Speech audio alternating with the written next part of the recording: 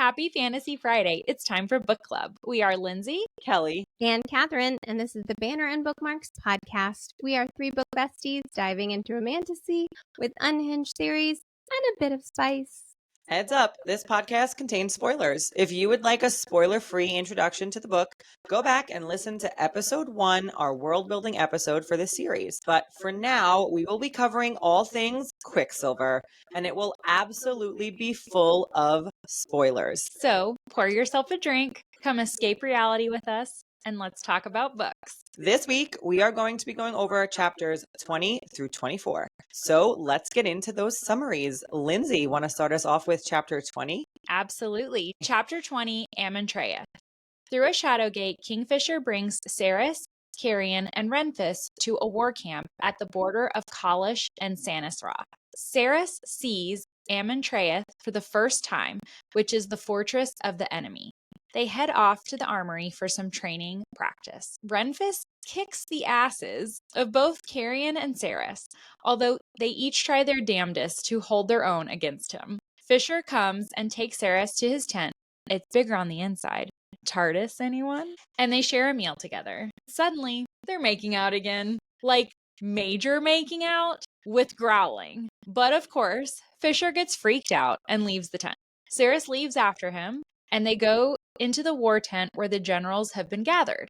Here, Saeris meets two of Fisher's allies, Danya and Lorith, the former very loudly voicing how upset she is with Fisher's absence. Danya pulls a sword on Kingfisher in anger, and Saeris uses her alchemist powers to shatter it to pieces. But before anyone can react, boom, their enemy is at the riverbank.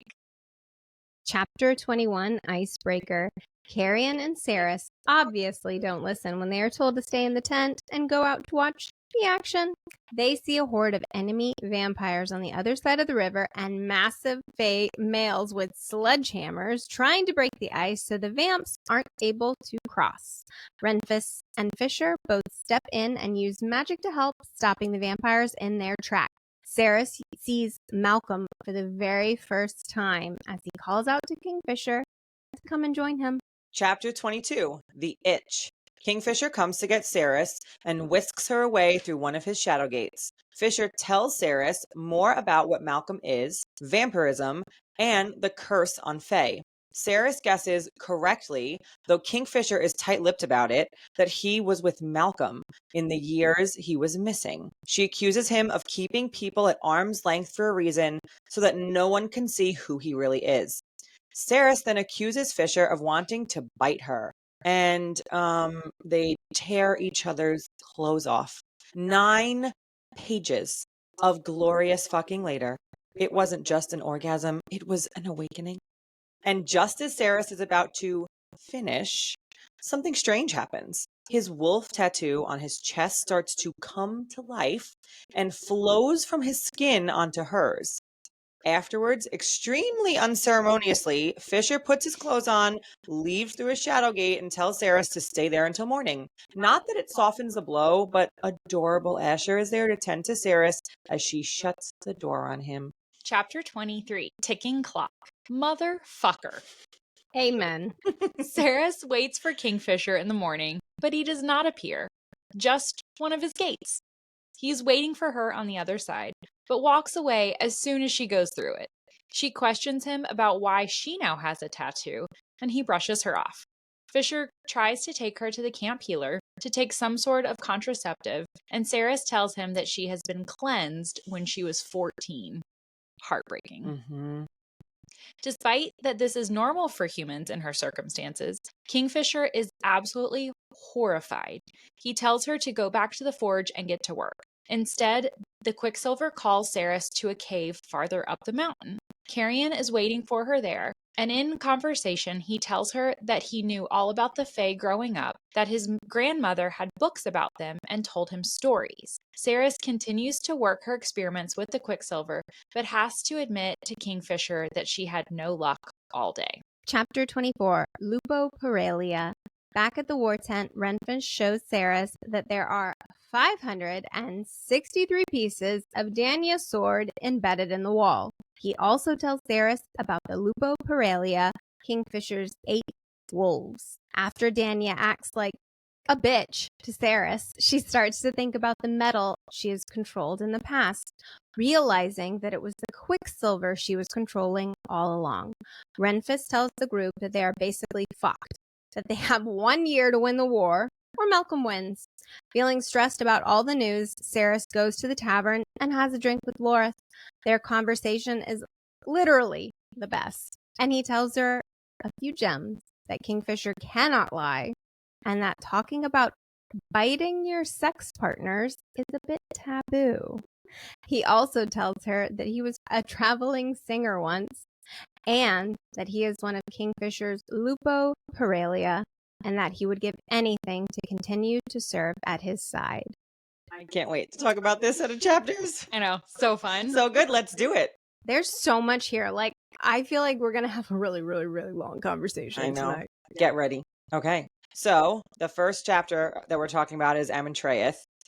And Saeris knows she's going to the war camp, and she makes a point to say that it is actually much more established than she would have thought it was. There's an actual tavern built showing just how long they've been at war. Long enough for buildings to be permanent and exist. Yeah, I think like it was explained to her before how long they've been in war, but now she's actually seeing it with her eyes. I think it's really like setting in of, oh, wait, they've been at this for a really long time. Like this is their home now. It really which is. kind of sad. Really sad. But happy in the sense that at least you've made it something for yourself. Right? Like, would it be more sad? Yeah, Lindsey, the eternal optimist over here. Like, would it be more sad if it was still a war camp after 1,000 years? I mean, at least they have a tavern, right? Didn't they even mention that they had families there at one point? Yeah, there's kids and a home away from home on the front line. Hooray. We also really see Kingfisher here as more of a reluctant leader. He's feeling really guilty about his past actions. He does not even want to speak to the army right away. Like, he basically tries to brush it off to Renfis, and Renfis is like, no, dude, you've got to come talk to them too. Yeah, they need to see you. Mm-hmm.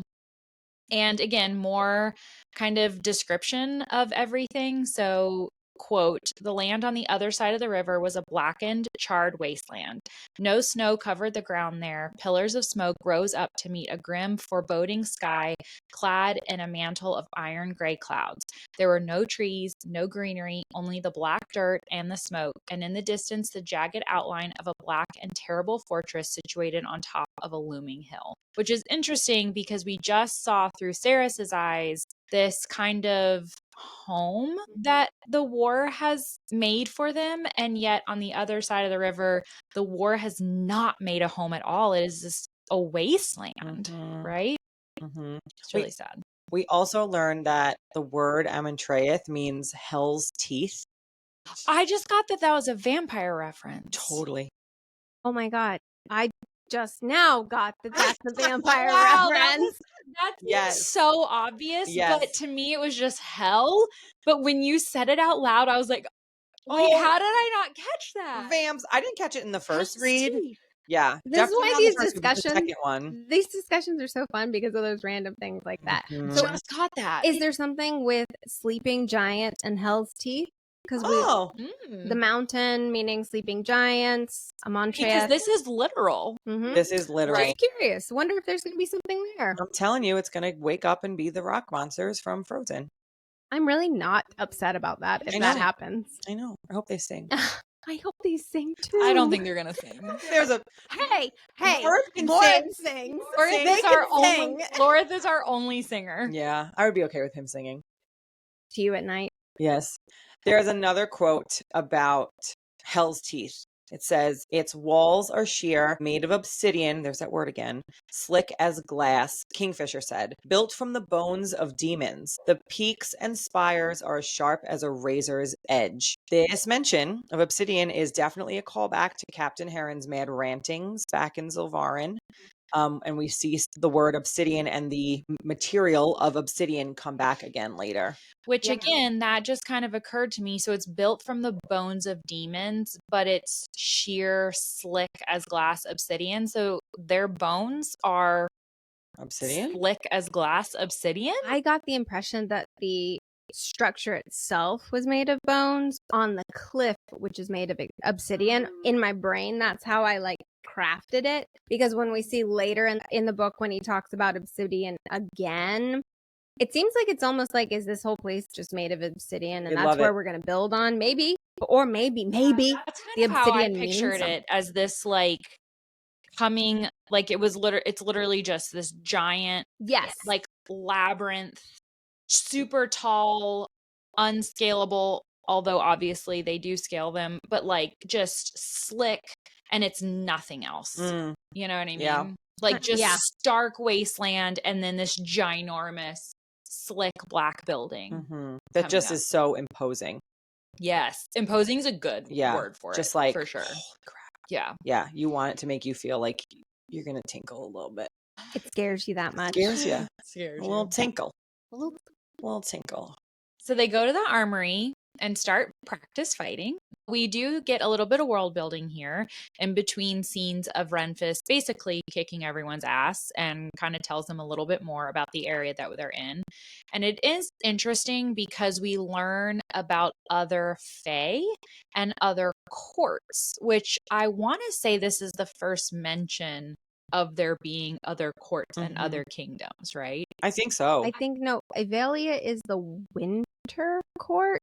The Winter Palace. Palace, you're right. But I think it's the first like time that we hear that there are other ones. So let's break that down. If now we have a winter and an autumn, we're going to assume that eventually spring and summer are going to come into the picture, right? Yep.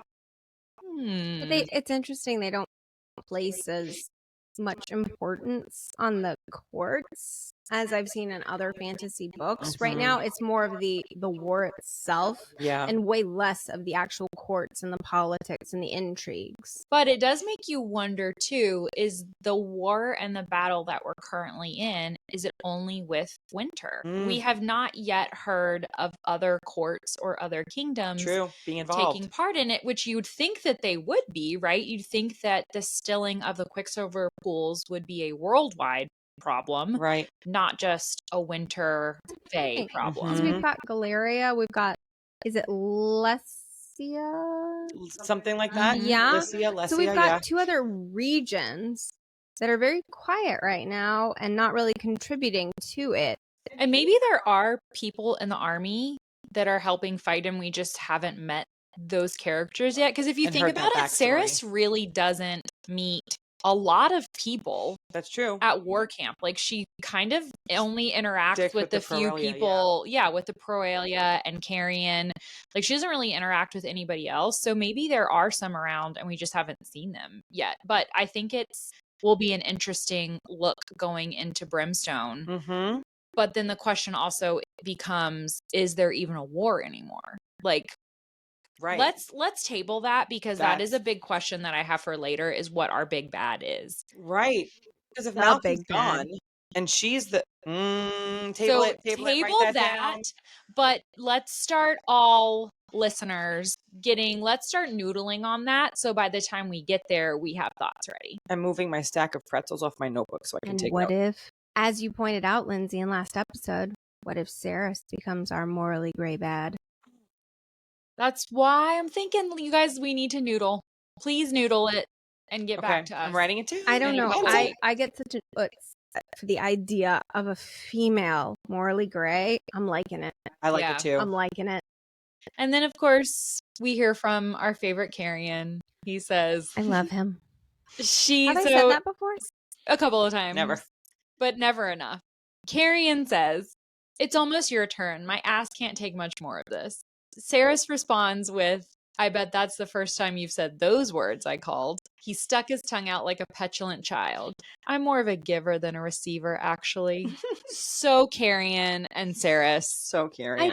I like how their relationship is evolving. And I think in these next 4 chapters that we're going to talk about, we really, really see that like playfulness on both sides now. Saeris won't necessarily give him as much leeway as she could, just recognizing that he's not serious. He's just being playful.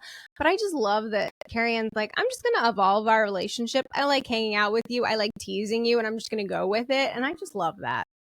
I like the fact that neither one of them is really letting the fact that they've slept together get in the way of having a potentially really good friendship. Yeah. You know? Yeah. Wow. Are we actually saying that Carrion is one of the most mature adults in this situation? Wow. Maybe. He is 1,000 or 1,800 or whatever. He's had some practice. Right? That's funny. I mean, I guess you can be mature and silly. He is mature and silly. He's smart. Very smart. I mean, at your age or at his age, ouch, I would hope you would have a sense of humor, right? Yeah. To go through all the things that he's gone through, you have to. And then a little bit more from Renfis in Loyenbal, which, again, another place. Hello, random. At the center of the plains, the temperature drops, and the Darn becomes a band of solid silver. Interesting use of the word silver. That is where the water freezes first. Ren parried Carrion's sword away as if battling away an irritating fly. Early in the season, the ice is over 8 inches thick, strong, safe, solid enough to support a rider and horse and permit them to cross. So I'm curious why this information is mentioned.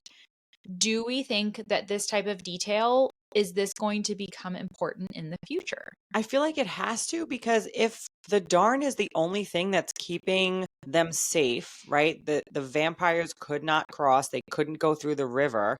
That's why they had to come and ice break, essentially. Does that mean that they have to be more on top of it? Or is it just like, oh, actually, no, our icebreakers need to be more on top of it. They can't let it freeze. Like, if we let it go, it will freeze. Do you know what I mean? Like, is it saying that something else is going to happen, or is it pointing out just how difficult of a job they have to keep that not frozen and keep the vampires on the other side of the Darn? Obviously, it's easy for them to cross. It's easy. If they let it go, they can cross. And so they have a much harder job to maintain that safety. I don't know. It's almost like a world building, geography building aside, but also tells you the importance of the fact that this is why it's kind of the front line, right? Yeah. Because it's a natural barrier. Yeah, it's a natural barrier. And if it freezes over, they can cross. And that's why it's constant. I'm going to look on our map here. Can you please show everybody all the tabs in that book? Because it's just so beautiful. It's gorgeous. She's unhinged. And there's a color and it means something. Yes. Every single color. Color-coded. I'm curious if Loyenbal, and it is not. On the map? Is on the map. That one struggled.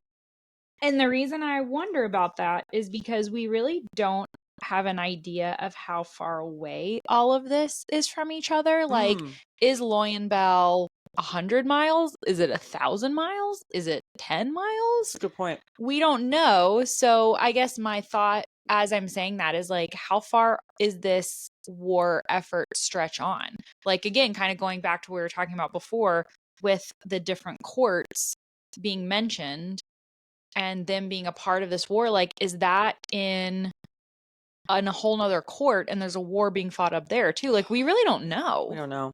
Request when you are editing, please. Yes. Can you pop up a little bit of the map? Sure. Can you zoom in on Omnimarin in the center? Irin is at the top of that dot. The little ... represents the Darn, which is literally cutting right below Irin and showing you kind of where that front line is coming from. Yeah, I'll pop it up on the screen for us. The Darn stops. Yeah, it goes all the way down. Again, I just think it's really interesting that on the map, it does not break down the courts. No, it doesn't break down the courts, just the divide of where the front line is. Well, where the river is. Yes. But we don't know how far up the river you the mean like front on line each goes. like side it goes? No, like how long does the war effort stretch? Yeah. Is it the entire river? Yeah. Or is it just where they are like, at the war camp? Because as you're saying, it goes into those other like regions, for lack of a better word. It does like flow. It's so unknown. Yeah. Yeah. But again, very interesting to think about Brimstone and think about what we might see in Brimstone. I feel like there's a lot of potential in there, personally. Okay, so We have a really great quote from Saeris here too. It was good being able to move like this, to have a proper weapon in my hands. Ever since Heron had bound my hands behind my back and run me through, I'd felt vulnerable, weak, incapable. But now I was myself again, the girl who'd taken down 3 of Madra's guardians outside the Mirage, the girl many a Zilvaran thug had underestimated at their own peril. All of the rage and the fear that had been choking me since the Hall of Mirrors welled up inside of me and rose up the back of my throat. This is like a bad bitch moment for her. Yes. Right? She's like, I remember who the fuck I am now. And don't you get the sense that she's kind of lost this for several chapters? Like she gets She's tongue-tied lost. around Yeah, Kingfisher. And this is the first time where she's like, look, I know what to do with the sword. I know what to do when I'm fighting an enemy.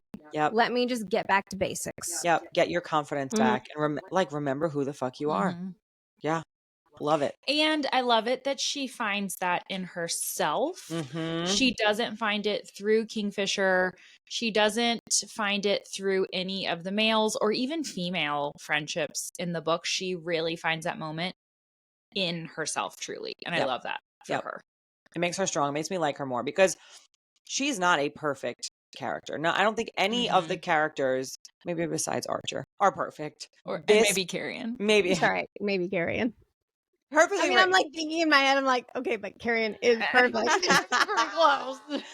But you know what? Like, nobody is made to be this perfect. Like, I make no mistakes. I have no character flaws. Like, they all have flaws and you still love them.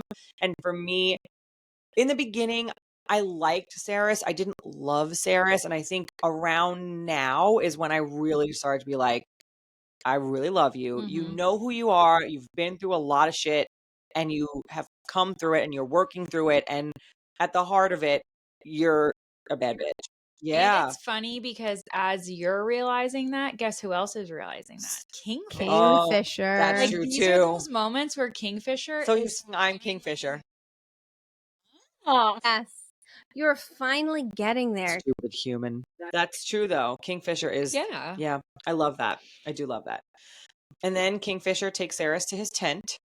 And she notices that there's a stack of books. More books. We there. talked about this last episode about how it was odd that there were books here. Now Kingfisher's got more books. Clearly he's likes reading.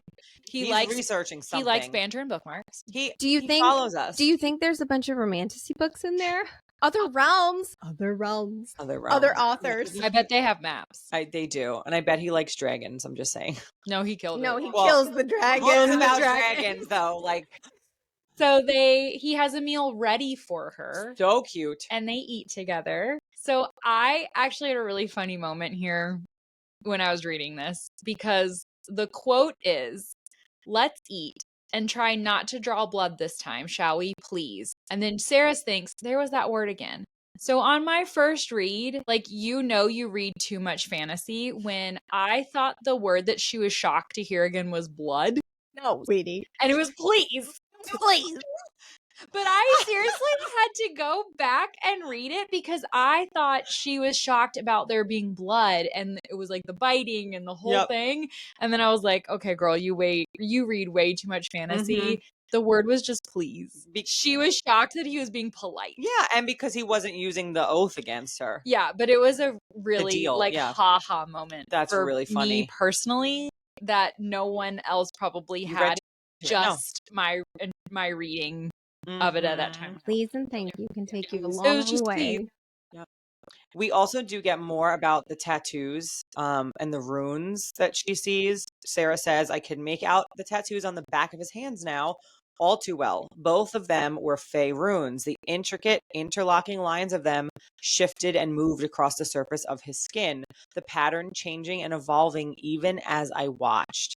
I looked away. What do we make of the tattoos? Yeah, I move. I love it. And it goes back to the one that she saw that we talked about in the last episode on the back of his neck, because these are not mating bond tattoos, right? Nope.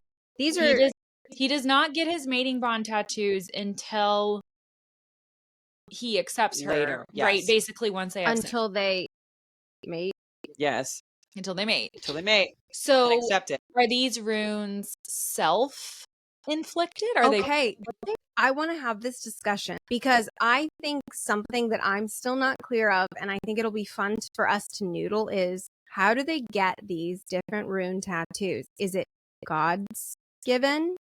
Not necessarily from like a mating perspective, but just simply like almost like a champion gods given. What is it?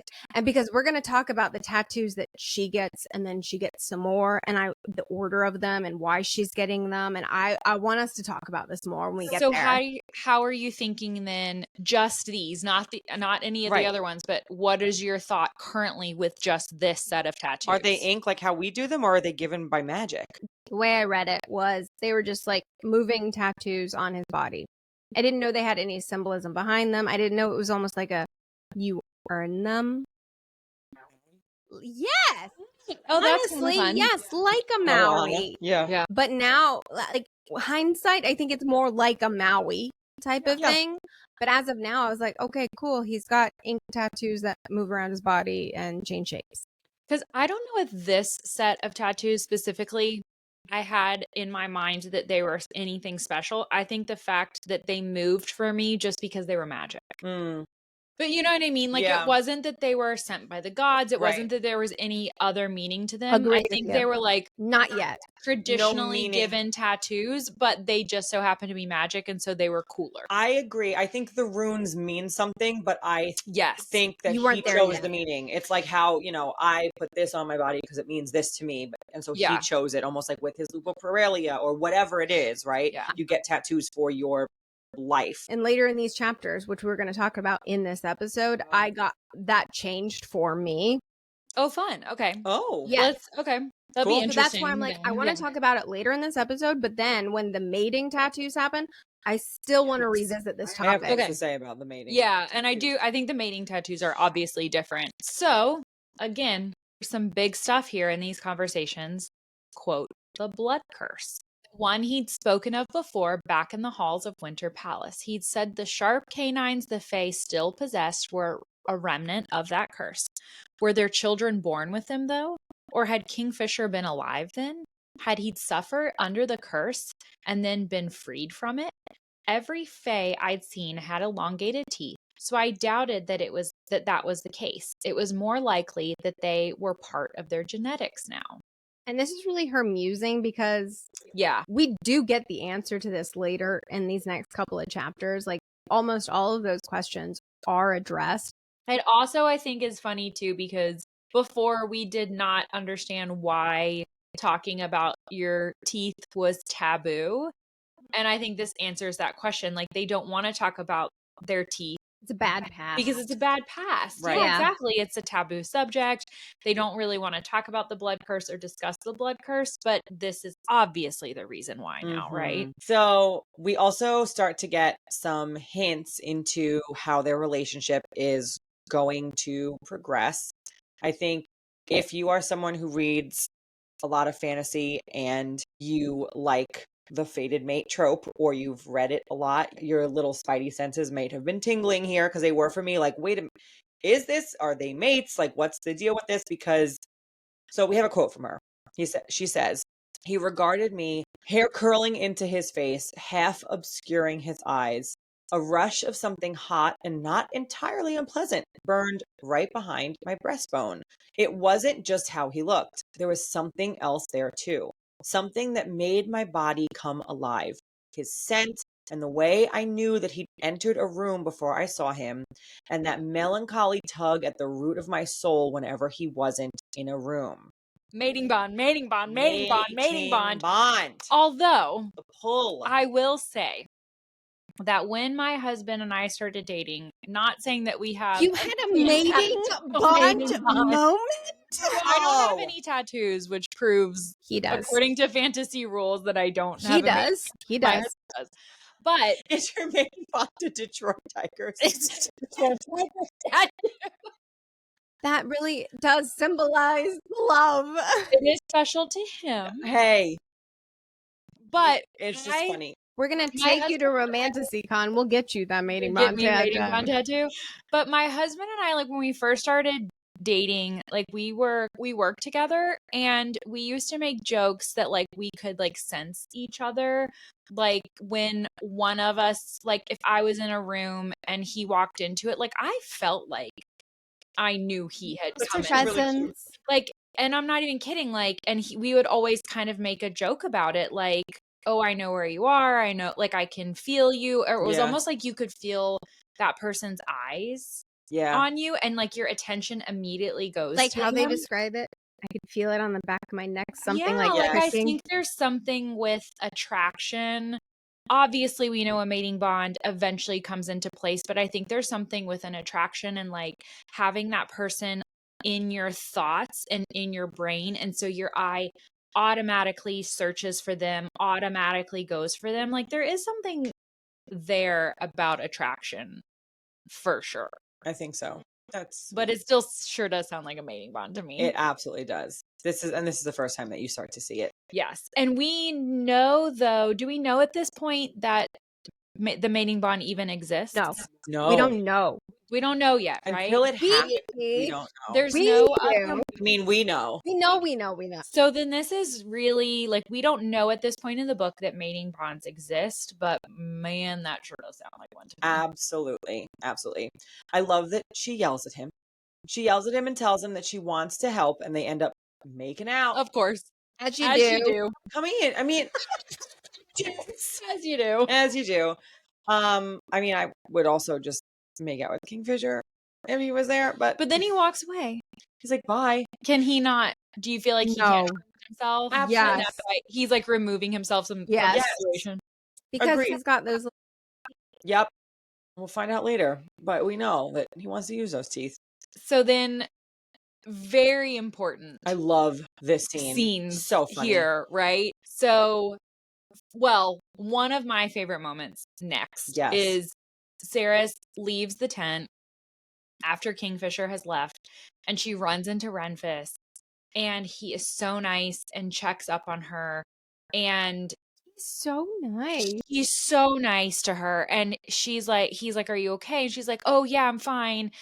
He didn't do anything. And he's like, no, that's not what I asked. I know that Kingfisher would never force himself upon you. I'm asking you if you're okay. Nice. You guys. Men written by women. I know. And then he tells her, go sit by the fire because it will help burn off the smell of pheromones. I gotta say the whole smelling thing. But like that's Hilarious. some like good. Thanks, Renfis. Good like, advice. Way to look out, bro. Way to look. Looking at Go him. burn it off, bitch. Go burn it Like, off. Go sit by the fire. Douse yourself in some chemicals and shit. Love it. And then she goes Arian. into the war tent and goes and sits with Carrion. But wait, But wait, this this was is Catherine's moment. this was the moment. Really? This was the moment. Okay, so give us the quote that started it for you. Says, I kicked Carrion's boots, grunting at him to move when I reached the fire. The suggestive way he grinned at me made me think he could smell what I'd been up to as well, but that wasn't possible. Our human noses weren't that sensitive. Like, Kelly, how did you and I not pick up So on that? dumb. Like, Catherine We've picked up on less than that in Guys. other is books. so smart that she picked up on that. We are so dumb that we absolutely did not. This was the quote that triggered me to immediately think Carrion is a fae. I'm like equally proud of Catherine and equally disappointed in us The at the same time. fact that Sarah said our human noses was too suspicious to me. I just thought a normal person thinking this wouldn't have thought the word human. They would have just thought our noses aren't as sensitive as fae or just something like that. The fact that the word human was inserted here had just all of my spidey senses tingling. And the fact that she says, oh, but that wasn't possible. It's like, Yes. well, bitch, now it is. I Literally. truly cannot believe, because Lindsey and I have picked up on things in other books with a half a word, and we're like, This oh, one- fuck, it's a thing. this and one- we're right. Went over my You want to head. know? I highlighted this passage. My note in the Kindle literally said, so he's not human. So smart. So much smarter than And us. this, I know we're only on chapter 20 right now, but so this was my first like spidey senses tingling. This was cemented for me in chapter 23, which we'll talk about in this episode, when he told Saeris, I knew about the Fae, Saeris. My grandmother told me. And then he proceeds to like tell her all about this information about the Fae and all of this stuff. And I was like, I'm sorry, this is too strange for me to believe that Carrion would be a regular human who just happened to be given all this history of the Fae. And it's so funny because I read this and then we came to your house, Kelly, and I was like, guys, I have a theory. And I literally shut my eyes while I was saying this to you guys because I was like, I know if I say this out loud, you're going to make a reaction. I'm not going to even tell you what my theory is because you're going to like just how you guys react are going to prove or disprove it one way or the other. So I like kept my eyes shut and I'm like, I have a theory. I can't tell you to the end what the theory is. This was the passage that triggered it for me. Which is probably good because I give terrible face and I would have never been able to hold it. I would have been like, I was like, I cannot trust us. I'm keeping my eyes shut. I do not have a straight face in the slightest. Human noses was immediately like, well, he's not human. He's not human. It's funny because when I read that piece about, oh, my grandmother taught me all about this, I immediately went, and maybe this is more about me than anything else. I immediately went to, oh, she's a witch. She knows things. Fun. She like understands, like she's like the town crazy lady that everyone like writes off, but she actually knows the truth. So I went to, she knows something. She's a witch. She has some kind of power, but I did not go to, oh, they're Fae. I went she was a witch to me. Oh, they give books to their kids. That's nice. Literally did not look They into have it. libraries in Sylvarns. That was just it. Passed down fairly heirlooms. How sweet. It's shocking to me that you didn't. Good educational system. No water, but good books. Literally. So he's not human. I laughed at my note later on. I was like, I was so sarcastic. I was like, so he's not human. Immediately was like, Carrion, I see. But okay, let's keep going with this because in this moment, Carrion is a Fae. Right? He always is. We just opened all of the doors. Well, my thing though is like he notices that Saeris's neck is bleeding from her bite. Yes. So he knows exactly what that means. It's funny. I was conflicted at this point. I think when I got to chapter 23, I felt more confident. But at this point I was like, does he know he's Fae? I'm like, I know he is Fae. Does he know? But he knows. Oh, I didn't even think about that. So I was struggling at this point to be like, does he realize it? Because again, I was like, well, he has these ears. We hadn't yet talked about like glamoring or anything. He just think everyone can smell this, and everyone can see this. So I was like, I didn't even think about that. I didn't know if he knew what he was. But then when I got to 23, I was like, oh no. Oh, he knows. No, he knows. He knows. And he shares his quiche. I love the quiche. Hates. They shared a quiche. I love that it's a quiche. This is so stupid, but my husband makes really good quiches.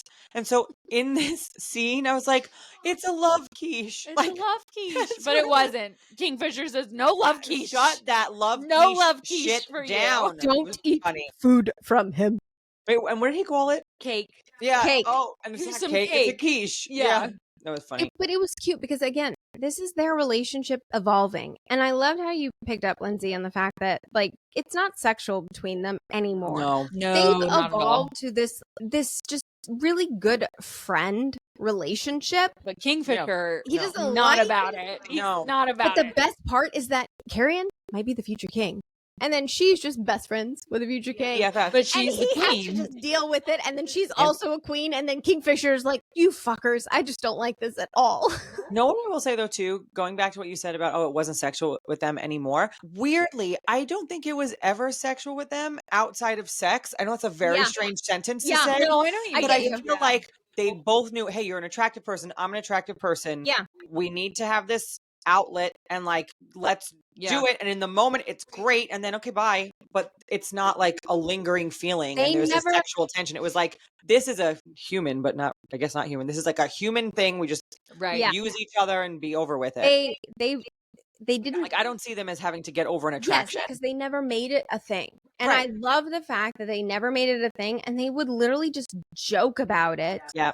And I loved She that. owned her own power in that too. Yes. But like, it was good equal. for them for Yes. not being able to like catch feelings, because she said that he is like the best she's ever had. Like, would you be able to just walk away from that? I don't know. Not with Carrion.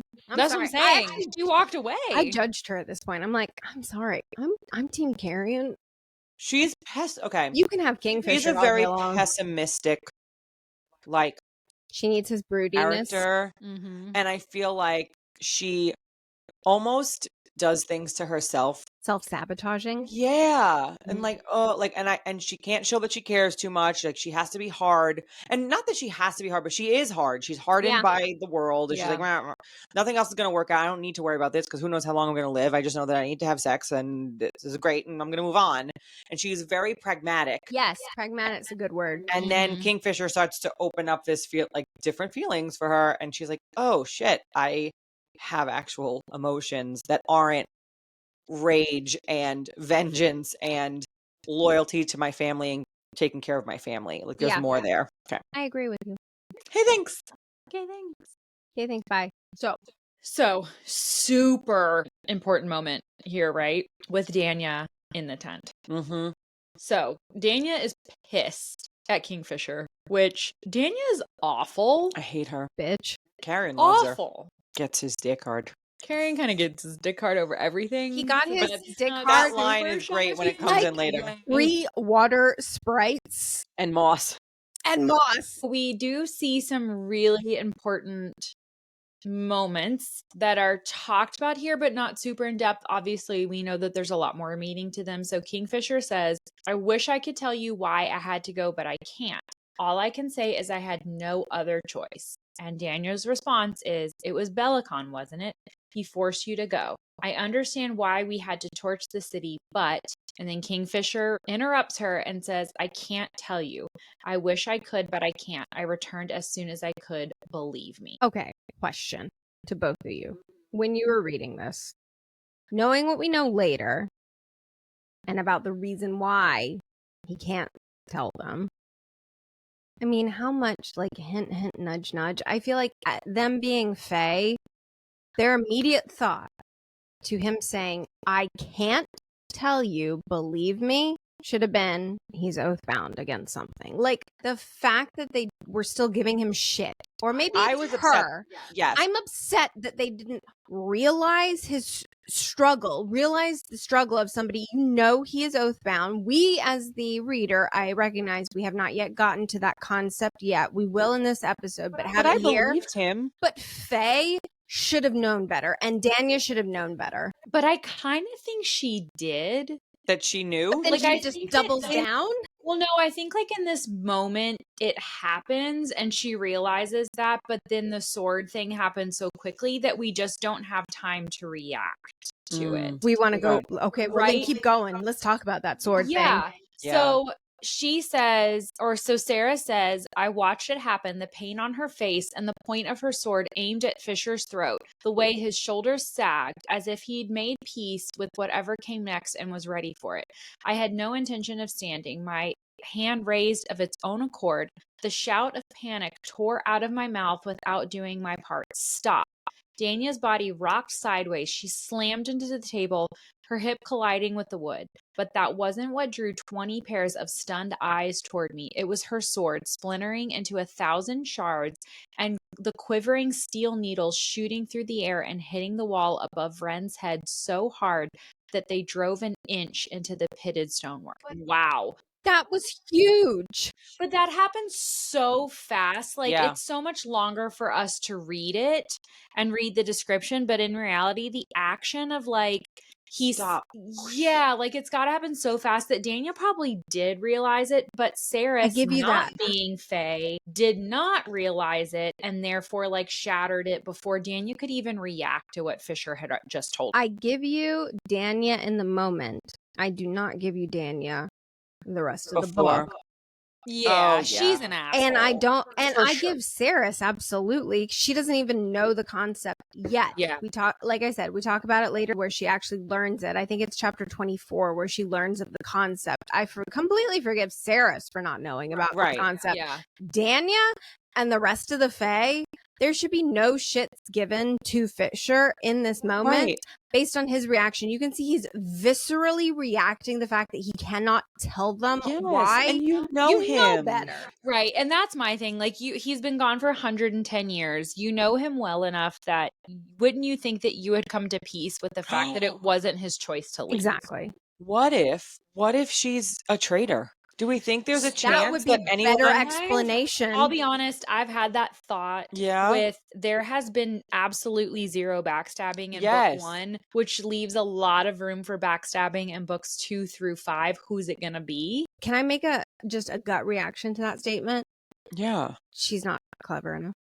You don't think Yeah, so? I do feel like Danya might be the obvious choice. Yeah, she's too obvious because she's so one note to me. She is she she's just mad. screams and mad and is just a whiny little bitch the whole Yeah. fucking But we- time. We all do agree that there's probably gonna be There's somebody, gotta be somebody. right?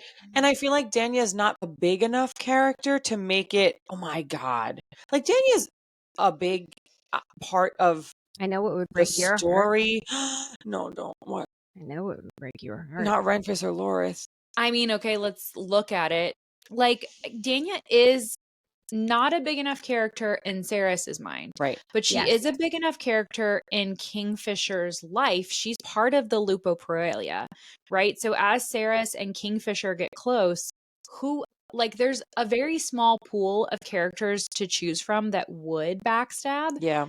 And the ones that would hurt the most would be a Lupo Proelia. From him, yeah. So it's literally, I mean, it's One of got to them. be How many are there? Loris. 8? 8. We do meet more of them in the bonus chapters. True. Okay. So Danya's reaction, we have a fucking alchemist? Kingfisher. She's mine. Oh, no.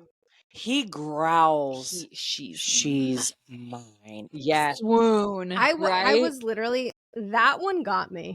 Mm-hmm. I was like, Yeah. okay, I felt that one. And then we need icebreakers, the enemies of the riverbank. So, I mean, again, as we read it, this is, a 5-minute scene or whatever. But in reality, this is bam, Yes. bam, bam, bam, action. Shit moves fast. Sword to the throat, sword in the wall. We can't react to that because the enemies at the riverbank. And it is smart of the author because we as readers don't have time to sit there and think through all of the hidden meanings behind these things because so much happens so quickly that we don't even think we need to think about this more. We need to theorize about this more. It is bam, bam, bam. It's so smart. Yep. Of her part. Yep. Drop the little hints. Yes. Drop the little nuggets, and then have a horde of vampires come try to get across the river. Yep. How many hordes of vampires, you may ask? Well, 50,000. 50,000. Chapter 21, Icebreaker. Yeah, we don't know how many are in. The whole world. Yeah, we don't know how large the world is. We don't know how many are in our army, but there are 50,000. I love this in the enemy Carrion horde. quote here. And anyway, it turns out my ex can make shrapnel out of swords, so I reckon we're going to be just fine.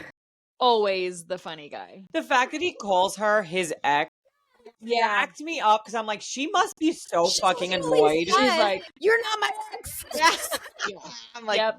bro. They obviously in this moment we see the icebreakers, the large fae, right? They have to break the ice so that the vamps cannot cross the Vamps? river. / feeders, right? Eaters. Yeah, like I'm saying vamps. But all of them. Kind of both. We enemy. still don't know yet. Remind me, we don't know the distinguishing factors between the Well, two yet. No, I think we do. So like Malcolm We and know that there are his- distinctions. Yeah, like Malcolm and the people that he bites are vampires, but the ones that are turned by like other feeders biting them, Other vampires are not necessarily. right. Like Got it. I don't think that they can enthrall you, and so they're just mindless feeders. Like you zombies, die and you're just a body. Exactly. That makes Yep. sense. So we do see Fisher's magic here in a different way, and I really love the description. You like that here. shadow magic coming up here? Do. I'm not shocked. So I know. Quote, a carpet of black smoke rolled across the river, sweeping in fast. The vampires who had staggered out onto the ice plunged into the freezing water, and without hesitation, the smoke seemed to solidify and shove them beneath the surface. It grappled with them, pushing them down, wrapping around them, and dragging them to their watery graves. Like that. Deep. Oh, wow. And it is interesting that we just talked about this quote actually says vampires. So I think it's like we have like a Venn diagram of vampires, right? All feeders are vampires, but not all vampires are feeders. Or all. Is that That's the right. yeah? That's I the think way it that's our Venn goes. diagram. Yeah. Yep. We also see Malcolm, right? Yes. Across the Darn. Lucius Malfoy. Oh my gosh. Okay, so this is why I think. Oh, yeah, I did say Yeah, that give us- he was attractive, Yeah. right? I give you the fact that was quoted. Yeah, he's Help attractive. The way my brain went. But it says handsome almost. Read. Okay, Right, read because it. he's Read pretty. it. So read it. a tall. Well, Did you hear that? A tall, slender, unassuming looking male dressed in black. Okay, unassuming. His hair was straight as an arrow and white as snow, hanging down past his shoulders. His features were fine, handsome almost. Blood red eyes scoured our side of the bank as if he had no trouble seeing through the swaths of black smoke that still rolled across the surface of the river. Come on, Kingfisher, the devil called in a sing-song voice. I know you're over there. It's only been a couple of weeks since we last spoke.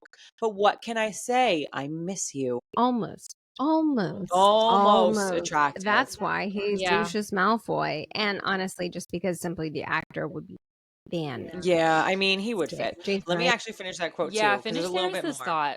So she says, a rumble went up amongst the Fae at this. So when Malcolm says, I miss you, because clearly they And had it's only no been a clue. couple weeks. I miss you. I miss you. Malcolm missed Fisher. It had only been a couple of weeks since they'd spoken. The implication was clear. This Malcolm, king of the vampires, wanted everyone amongst the Fae to know that their precious leader, returned to them at long last, was in league with him in some way. Guerrilla warfare at its finest.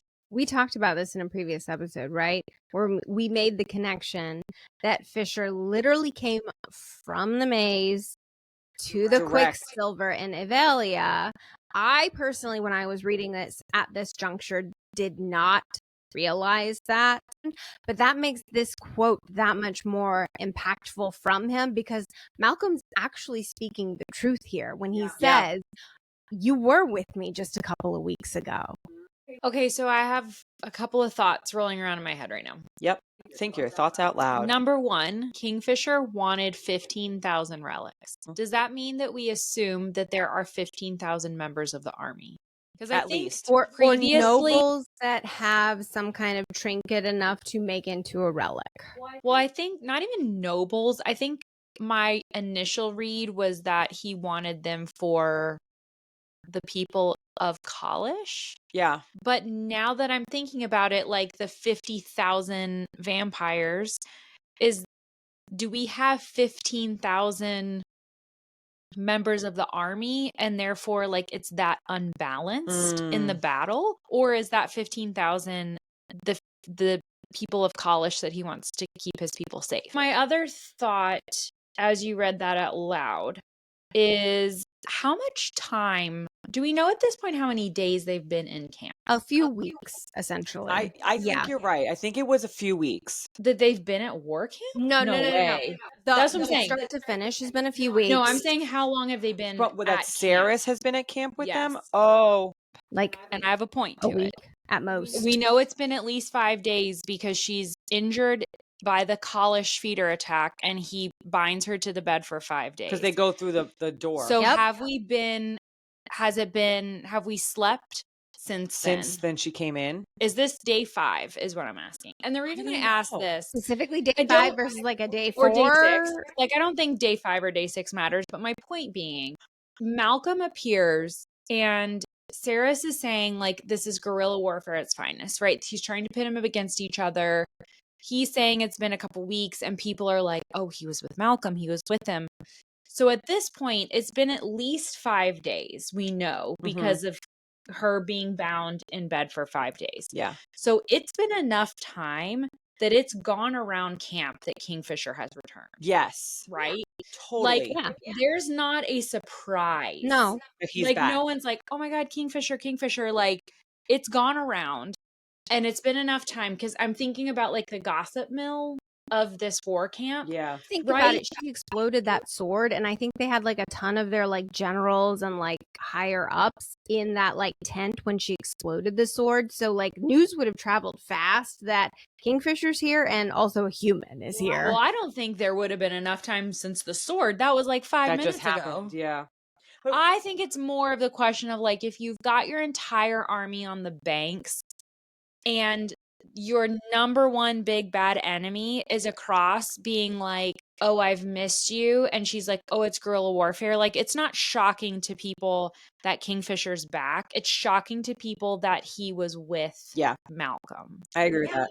If they had just gotten back and it hadn't gotten around camp yet that he was back, the surprise it would have been a different type of shock, I guess. Yeah, but either way, being with Malcolm, period, would have been would have resonated with everybody, that fact. Right. But I think it's like that idea of like, it's not like, oh, he's back. It's like, wait, where was he? Yeah. Yeah. What was he doing? For sure. Do you think that when they heard he was with Malcolm, they immediately went to Malcolm held him against his will? No. Or do you think that people think, shit, is he a traitor? You think so? I think so because of Saeris saying the Malcolm wanted everyone amongst the Fae to know that their precious leader returned to them at long last was in league with him in some way, guerrilla warfare. Yeah, he was trying to make it seem like we were friends and you were with me on purpose. Right. That was at least his intent. I don't. Or Saeris' read. Did you feel that it was? I felt it was his for sure. His intent. I didn't necessarily see that was actually the reaction of everybody because I didn't see an immediately nobody revolts against Kingfisher because of this. I mean, besides Danya being Danya, but she was already everyone else. He's still very beloved. Yeah. So I mean, I think there's hints of a brothership because they're both very much showmen. Malcolm, Belicon, they are very much showmen. They know how to play against people's triggers. So I saw Malcolm trying to do that. I don't necessarily think it landed because nobody just abandoned Kingfisher after this, but that was absolutely his intent. For sure. Yeah. Guerrilla warfare at its finest. Yep. Love it. All Chapter right. 22. You guys. We need to take a breath. Strap in. Because the itch is going to be scratched. Itchy. Oh. Do you need to be scratched? You mean the itch. The itch. Oh, the itch. So first, we get some other world building, but still like really important chapters. I feel like we're about to say quote here because there's so much in this chapter. Kingfisher Shadowgates Saeris to his room in Kalish. So wait, so they just came from this like big battle. Yep. And they're both like overly emotional, like you didn't die in the big battle. So it's like, let's live our lives together. And his first response is, don't share food with Carrion. Get that quiche out your mouth. So then Sarah says, the back of my neck prickled. Something inside of me was slipping away. I felt it happening in stages, and it was frightening.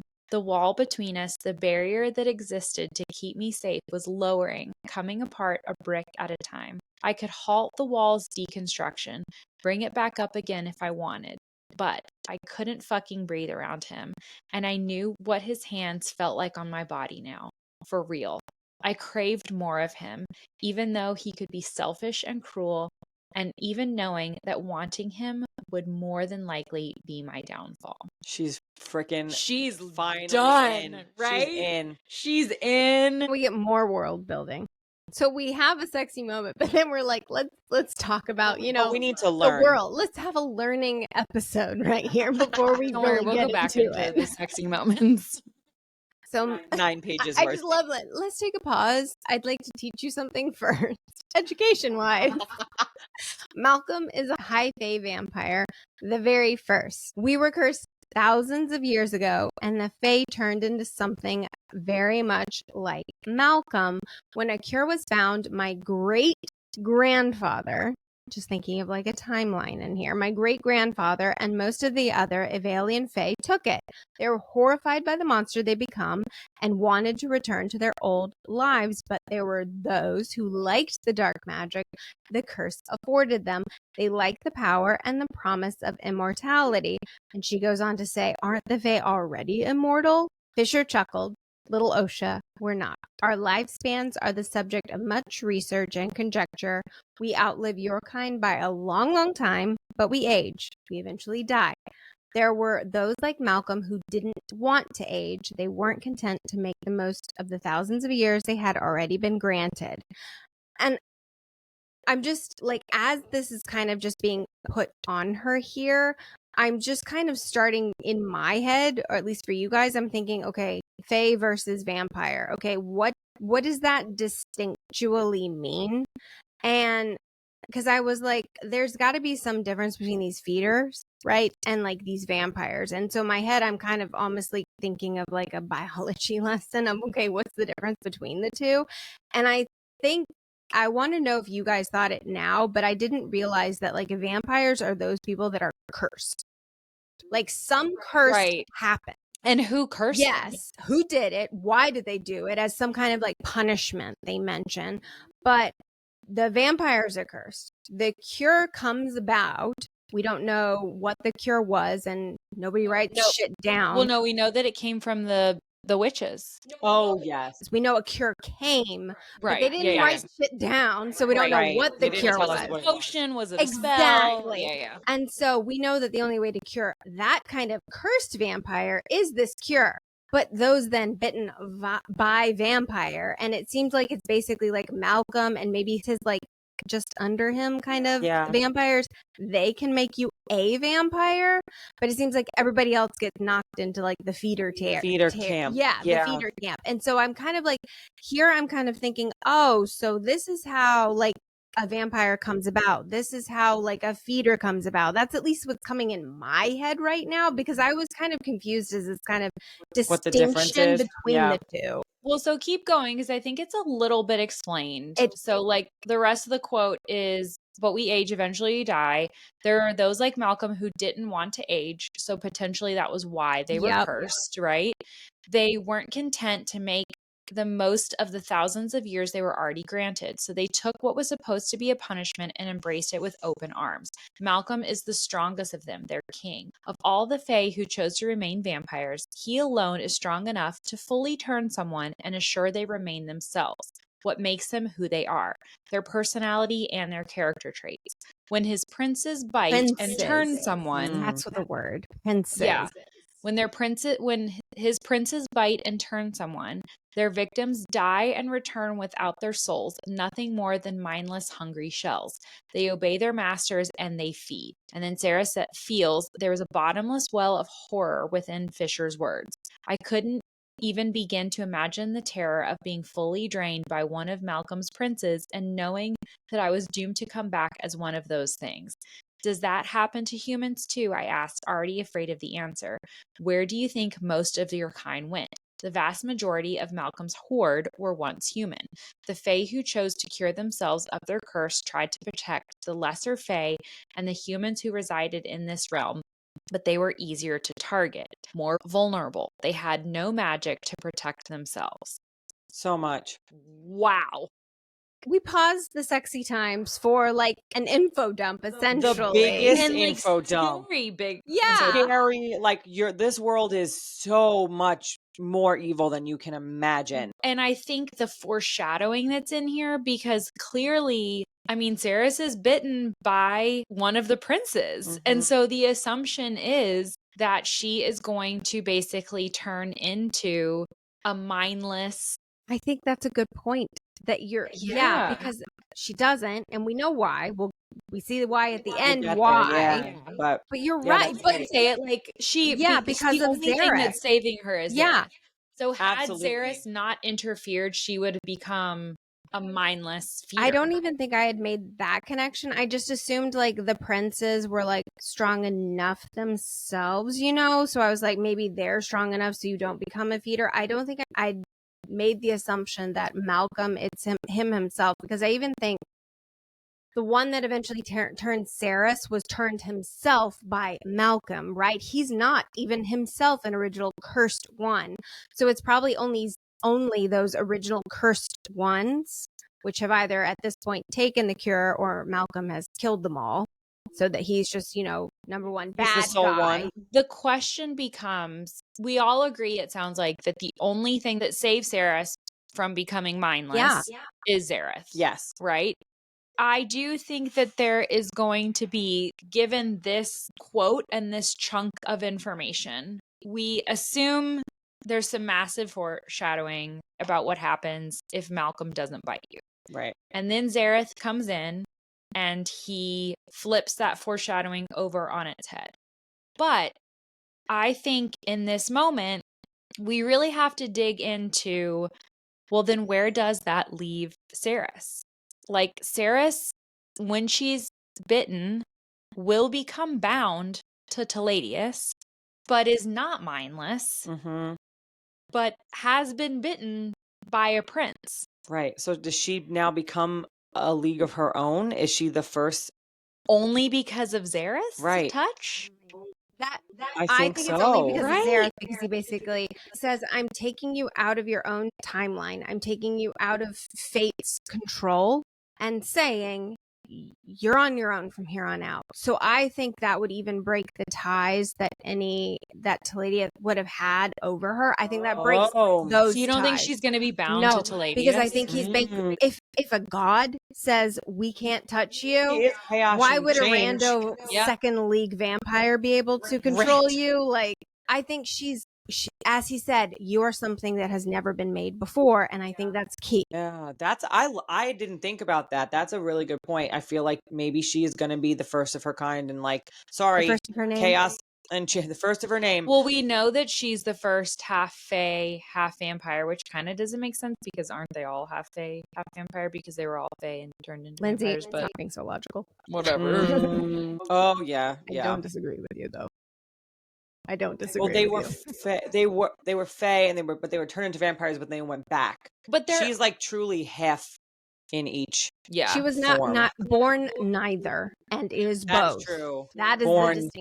Yes, that's true. So again, bigger questions. Who cursed them? Why were they punished? What was the cure? Why was it lost? Why didn't anything fucking write anything down? Amen. And I bet all of this has to do with why the God Swords have abandoned them, why the Quicksilver has abandoned them. All of these things of them being proved for whatever reason, we don't know that triggering reason. The Fae are unworthy now, but now they're slowly going to become worthy again. But what a weird curse. I'm going to make you blood dependent and have fangs. I mean, can't we're wait to find out why. that we'll find out more. I would hope we so. go. I mean, the second book is called Brimstone. To me, that feels vampire. It does. It's Halloweeny. You It's know? hell. It's hell. It's yeah. I agree mean, with that's you. just conjecture. This but will be fun. I mean, she's the freaking queen of the vampires. Like, obviously. Cannot wait for everyone to read the bonus chapters and realize that the word brimstone, I'm pretty sure, is mentioned at least 14 times. Isn't it one of the powers that she has, or one of the things that she has control over? Yeah. Zareth says that to her. Yes. No, at Malcolm. one point too. Malcolm does. Malcolm does. Malcolm says yeah, it, you're yeah. right. I also can't wait for everyone to read these books in this Halloween for so many Kingfisher and Saeris costumes. I want to see them. So my question with a lot of this is, why for 110 years did Malcolm not want anyone to know that Where he he had was? Kingfisher? Wouldn't you think that he would want to brag about that and hold it over the other side's head? So let's think of it from a military perspective. Yeah, that's where my mind's going. My first thought would be he is already a very famous figure in his own right. And do you really want to call to arms everybody to Make him a martyr. Make him a martyr and come after you when you don't necessarily, we don't know how much of his established army he has. Do you really want people descending on you? Yeah. When you're, he's playing the long game, you have to admit. 110 years is a long time to not brag about, hey, I've got your He had a plan with his brother and sister for 1,000 years. That's true. I do think it's military. I think it's tactical. I think you're right. Like, don't make him a martyr. I also think part of the strategy is if you make his people believe that maybe he abandoned them, it also could demoralizing. Yes. You have no central figure to come around, to come behind. And I don't know if that's really why, but those are the two ideas that came into my head of like, what could possibly make this worth it? And you've got your brother Belicon playing the other side of not really calling the troops to arm against Malcolm. Right. He's working against the people that they think are actually fighting against Malcolm. So he's playing this both sides of it. I think all of that was just a long game. Why make Kingfisher more than he is than somebody you want to manipulate without making him this, as you said, martyr? I guess those are the only options. Yeah. I guess in my mind, it does not make sense. I'm just a mere human who's only lived almost 39 years, and I'm like, I would have told them. You know what I mean? Can't keep a secret. Right. Like 110 years, 1,000 years, like all of these timelines. 1,000 just years don't make sense to me. Drop in the hat. Because I can't, like, I'm already itching to tell Kelly what I got for her birthday, and that's next week. Like, how do I not, you know what I mean? Like, I have a hard time with that. So I literally can't imagine Lindsey keeping secrets for 1,000 years. Her 1,000th birthday. My 1000th That's birthday. the one that matters. What do I get Kelly for her 1000th birthday? Hopefully I will not need anything. Okay, Kelly, now read erect cock. Do I really have to? Yes. I'm sorry. I'll say erect cock. You have to read all the spicy things because Kelly, I just, in my head. You guys have jobs. I can read them. That's true. So then quickly, the tables turn. It was not how the turntables. No, they turn pretty quickly in their conversation. Like 1 second they're talking about Malcolm and cursing, and then history lesson 2. The next second, it's like there's something between us. You know there is. You mean there's something between us? It says the sheer size of his erect cock. You know what it is. As it sprang free from his pants, made my eyes round out of my head. Were all fey males this well endowed? Was it an Evalian thing? Or was this a Fisher thing? And then, don't worry. Oh, wait. What? Was it an Evalian thing? She's already had sex with Carrion. I mean, she did say that Carrion rocked her boat. She did. That's why she's thinking, is this an Evalian thing? That's funny. But she doesn't know that's why she's thinking it. She doesn't know. They know. We know. They know. I'm sorry. I interjected. Go ahead. No, this quote, don't worry. I know what you need. You asked for this. Wait. When you're sore from coming so hard and you can't recall your own name, remember that, little Osha. Fisher uses his powers in this moment. The candles in Fisher's room were gone, all light extinguished, but the staggering power that poured from Fisher seemed to carry its own eternal illumination. It was hard to understand. We were definitely still in Fisher's room. I could feel his bed beneath us, but we were also twisting in a sea of black, floating on a void of nothingness, sinking, falling, rising, and drowning all at once. Okay, let's talk about this because can you imagine this moment and like all of your other senses are gone? Like your sense of sight is gone. Freaked out. No. You'd be freaked out. You don't think it'd be hot? My sense of sight? For your sense of sight to be gone and it's just feeling? I mean, blindfold. Yeah, that's true. I think I am too controlling to be like, no, I need to like know where I am and see where I am. But in theory, yeah, it's hot. Fisher is not about theory. He's about action. I mean, you know how they say that sometimes these books, like you find a new kink that you didn't know you had. Sometimes. Right, like a blindfold. Like a blindfold. Apparently. Like the ultimate blindfold. Just shadows everywhere. Shadow power blindfold. That And is the then- best use of shadow And daniness I've clearly seen. it's good because Sarah says it wasn't just an orgasm, it was an awakening.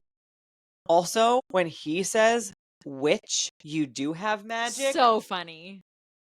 Like that whole. give her her I thought it dues. was so funny. Yeah. Which you do I have like magic. a little bit of power Yeah. you got in that moment. I like that power. It's not just him that's Yeah. powerful and amazing. It's like, no, this is equal. Don't think that I just gave you everything. Like, you also gave that back to me. Love it. Katharine, is this the moment that you were talking about the tattoos earlier in This the is the moment episode? of the tattoos. Okay, so read the quote. Okay. Yeah. So, beneath my palms, the wolf tattoo emblazoned across his pecs came to life. The ink flowed beneath his skin, crossing from him to sinners. I love that little curse. Sinners. Sinners, it flowed from Spreading all over my skin, flowing just like his smoke over the backs of my hands. A delicate little bird took shape on the inside of my right forearm. It stretched its wings and took flight, its tiny body fitting over my stomach as its wings beat 1,000 times a minute. Okay, so imagine this visually. From his chest, a shadowy tattoo is From a wolf. trailing, yes, from his wolf, trailing from his body to hers. And I think the end point of this specific tattoo was around her breast, okay? And the way she's describing it as this bird, its wings beat 1,000 times a minute. Do we think, and Kelly, you triggered this for me last episode. Because of my husband loving birds? No, that actually was my first thought, but it was actually your second thought. Okay. Do we think that bird is a hummingbird? Because last episode we looked up gorget. Gorget, is that how you pronounce it? Yeah. That armor the hummingbird has. he wears around his throat. The tattoo is coming from Fisher, the wolf tattoo around here, around his throat. The armor that he wears around there is coming from Fisher to Saeris. And so it's almost like there's some, and what was it? Something about the gorget, how it represents like wings or feathers on a bird, right? And they specifically, like feathers at their throat. yes, and they call out a hummingbird. So I wonder if there's some kind of symbolism between his wolf tattoo, the fact that this gorget protects it right here on his throat, and now this tattoo has literally traveled from there on him to her, and she's describing it as a bird. And I just kind of think that's kind of beautiful. Even if it has no further meaning than that, I kind of just love that symbolism and that connection. But here's my big question is this is her first tattoo, okay? And later on, I think when she's getting the mating tattoos later on is when this is mentioned, is that, well, I could take those mating tattoos away from you, but this first tattoo you have, this bird, I can't take that away. Yep. My question, I don't think we've yet got the answer, but as we're going through these episodes, maybe it'll come to us. Why the hummingbird? Is it just simply symbolism, right, between the two? There's a freedom symbolism there. But more importantly, why can this one not go away? Because the mating, to me, it's a simple answer. The mating bond still exists. Whether you accepted it or not. Agree with you on that one. The mating bond exists. Totally so you will always have this tattoo because it's a symbolism of our bond. Yeah. You might say you don't want the bond. You think that's what it is? Yeah. That you think that this is like stage one of our bond. But I wonder. Oh, for sure. But I wonder if it's more. I wonder if it's more to Saeris herself. Yes, there's this connection between her and Fisher, but I wonder her own freedom. If it's her own.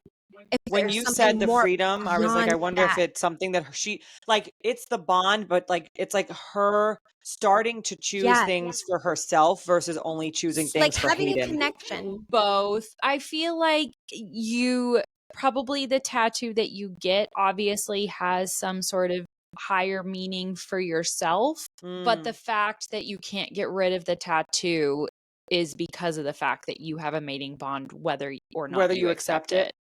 That's what I love about these like tattoos. It's almost like I want to like catalog all the tattoos and think of like all the Yeah. extra Probably gonna have to. meaning behind them, because I mean, even Malcolm talks about the different tattoos she gets and what they all mean. And I'm like, for some reason, this hummingbird is sticking with me. And I wonder if we're going to find out this means more in the future. And I totally agree with you, Lindsey, with the connection between her and Fisher and this. But I wonder if it also means more, if it's almost like God's given to her and means it speaks more to her future. I'd love to see what I'm happens. inclined to think that it's not God's given only because we see a God's given tattoo. Oh, so here's another. And everybody knows that that's where it came from. So Yeah. Okay, well, here was. it would make the God binding tattoo less special if That's this one true. was also Oh, God's given. okay, but here, so that's funny that you interpret it that way. I agreed that was God mates given, but my interpretation was all of their tattoos are God's given. You did say that earlier. So if So that's this what is God's the theory given for is. another reason. I totally agree. The mating one A is, singular. but it's God's given for its own reason, for her. But we see Helena and her mate choose their tattoos. But they got those tattoos physically put on them. They didn't just suddenly appear, or maybe they do. This is why I want to talk about these tattoos so much. Yeah, but I feel like that means that we're assuming that Fisher's wolf tattoo was not picked by him. I think it has to be, since he calls his people the Lupo Proelia. Yeah, I feel like that's something that they did together. I don't know. I like the idea. We don't know. We don't know. And I love theories, the different idea theories. of the symbolism of all of these different tattoos. What triggers? That's maybe the better question. What triggers these tattoos? Yeah. And why did they move? It's more about the movement. And so that's kind of the conversation I want us to continue to have, especially when she gets the other ones later on, because I just find this so interesting. The ones you can choose to keep, the ones you can't, which ones symbolize a bond you have, which ones symbolize your own future. It's just, I think it's so interesting. Well, I have a really important question. Yeah. So if the bird came, if we're saying it's a hummingbird, which it sounds like it is. I at first thought it was a kingfisher because I thought about your husband. Because he's like, that's the bird. So if it comes from the mate, and if it's what Lindsey says, and it's because the bond exists no matter what, and so you get this tattoo because it symbolizes your bond with this person. What is your tattoo that you get when you have your bond with your people? If you were in this world, what tattoo would appear on you? What symbolizes you? Yeah. Symbolizes you standalone or symbolizes you as a couple? You as a couple. Bond. James Bond. A 007 across her ass. I don't know. A light bulb. Light bulb. Because my husband's Zeus. No, because he's an electrician. I know, he calls himself Zeus. I did because not he has know the he called power. himself that. Yeah, the That's power of like a electricity. big that's a big electrician joke. Anyway, we They're can noodle also on they it. call each other Sparkies. So like if they That's see cute. each other in the wild, they're like, "Oh, you're a Sparky." That's kind of cute. Adorable. I don't know. I don't know what our mating tattoo would be. Yeah. Do you know? Is that why you asked? Yeah, you look all giddy, like you know. No, I know you look like you You're want like- to Because I kind of want you to tell me something funny, like, I don't know, like a tramp stamp of a Oh, here it is. Marine Corps No. tattoo and Here a it is. pickup Here it truck. is, I don't Kelly. know, Does it like have to something be hilarious. No, I mean, Kelly, here it is. what? Yours? You're mine. Tramp Oh, You're mine. Trampy, Stampy. This is gonna sound kind of lame, but like my husband and I's like pet name, like nickname for each other, we actually call each other the same pet name. We call each other like Ducks or Ducky, and it's like a long-standing joke. So I feel like maybe Ducks. it'd be a duck, You got That's little cute. ducks on you.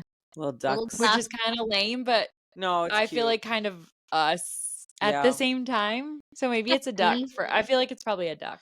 Mine us. would be a tattoo that said, I don't want no stinking tattoo, because my husband hates tattoos. And so I would That get a is tattoo that says, I don't want no stinking tattoo. A one-sided tattoo. Does that Yeah. mean that Chris would have one that says, "I'm fucking terrified of tattoos"? terrified of because needles. that's how I feel about them. Yes. Yes. These are all accurate. I'm totally fine with that.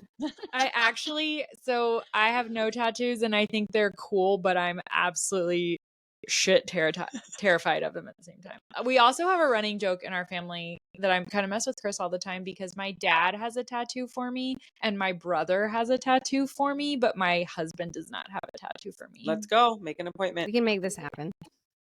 Well, I think I just realized what ours. The What? very obvious tattoo.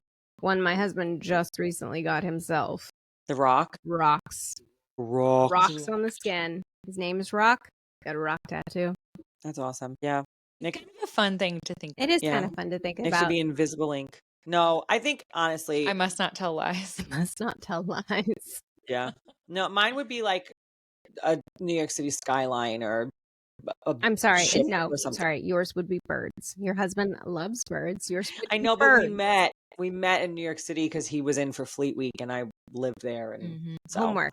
Ask your husband. I want to know what he's he'd be like, I know what he's gonna say. I know, I I don't feel want like- no stinking Yes, tattoo. I wanna I feel know. like I kind of want to call him up here right now and not put him on camera, Well, wait, but ask him. No. You should literally Film him. film him. Okay, I'm going to. I will go home and ask Chris what he thinks. They're Our all mating gonna. one tattoo would be. Two of the Or he's gonna three say boobies, boobies. He'll probably might say boobies. Yeah. He might say boobies. which is also a bird. To be fair, he'd pick a booby bird. He'd be like, booby. yes, he'd be like a blue-footed booby because boobies. We know that I can't wait to ask. two of the three husbands are really like, I'm not getting on camera, but I'll tell you my answer. I hope my husband speaks on camera though, because I think he needs to be an audiobook narrator. His voice is hot. I'm just saying. We like talked only on the phone for like the first 3 weeks of our relationship because we were very long distance. Cemented it. Yeah, he has a great So voice. would it be a telephone? Hmm? Would it be? You could have like a telephone with like the old school cord. That'd be cute. Oh, that would be adorable. But he's Okay, back on. I topic. took us so off he's track. still That not might getting be it on his separate. body. Yeah. Oh, no, we have to talk about Asher. Asher. So Oh, coming in to take care of her.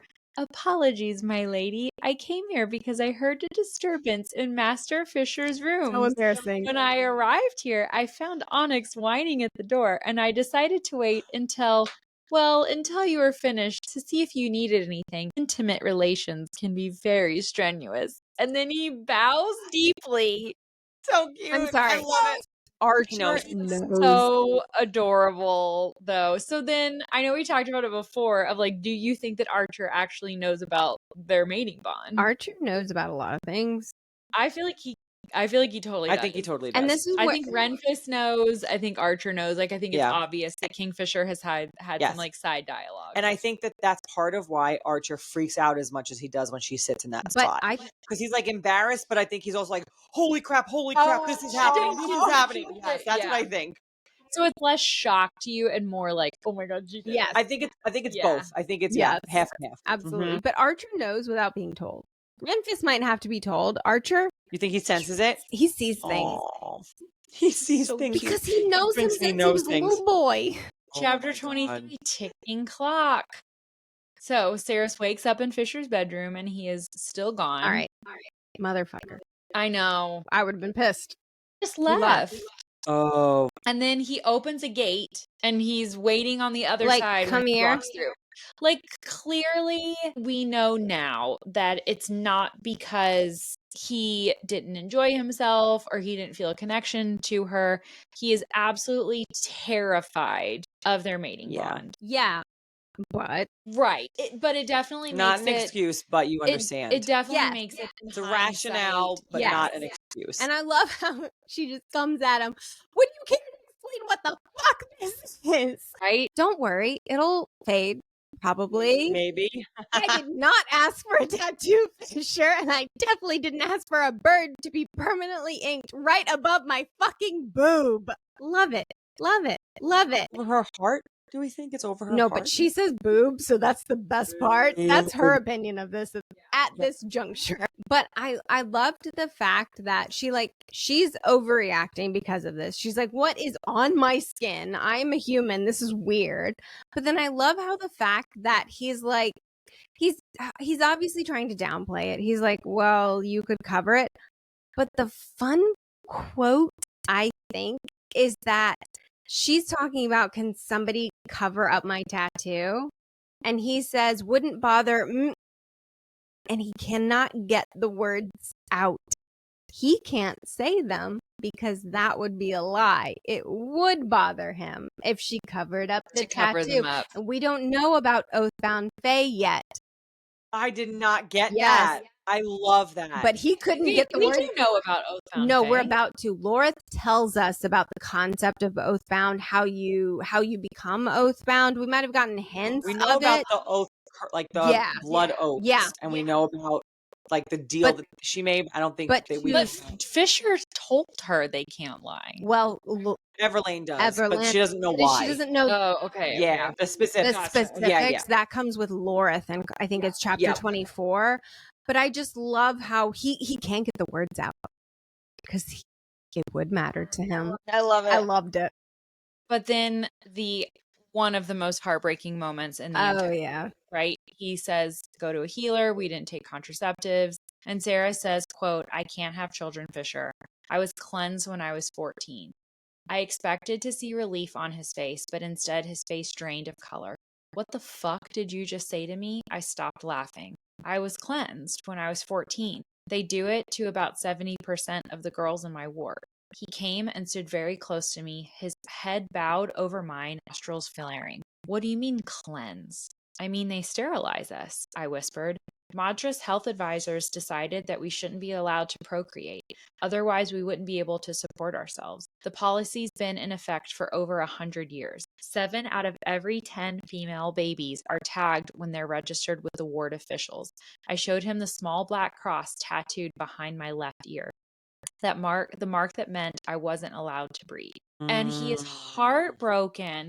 And I know we talked about it in the last episode, but is it because there is some sort of like Belicon can't enter because Fisher's bloodline is still there, or I guess technically Finran's bloodline is still there. So if Fisher cannot carry on the bloodline, it means that Kalish is unprotected in the future. Yeah. Or, I mean, I'm sure there's more to it. I'm sure in that moment, he knows that they're mates and he's had these feelings and these moments of thinking that they might have this beautiful, perfect life together. And that's kind of walloped. But it's so sad.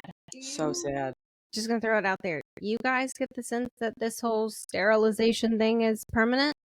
I mean, yes. Because I do. I would just like to say Zareth literally plucks you. I mean, he can change it. He can change things. So I get the feeling because of that I don't personally think this is a permanent thing. Obviously, they think outside of Saeris. Yes. It is. But outside of Saeris, permanent. Yeah. But because we've been introduced at the end of this book of, well, I can just pluck you from here and put you to here.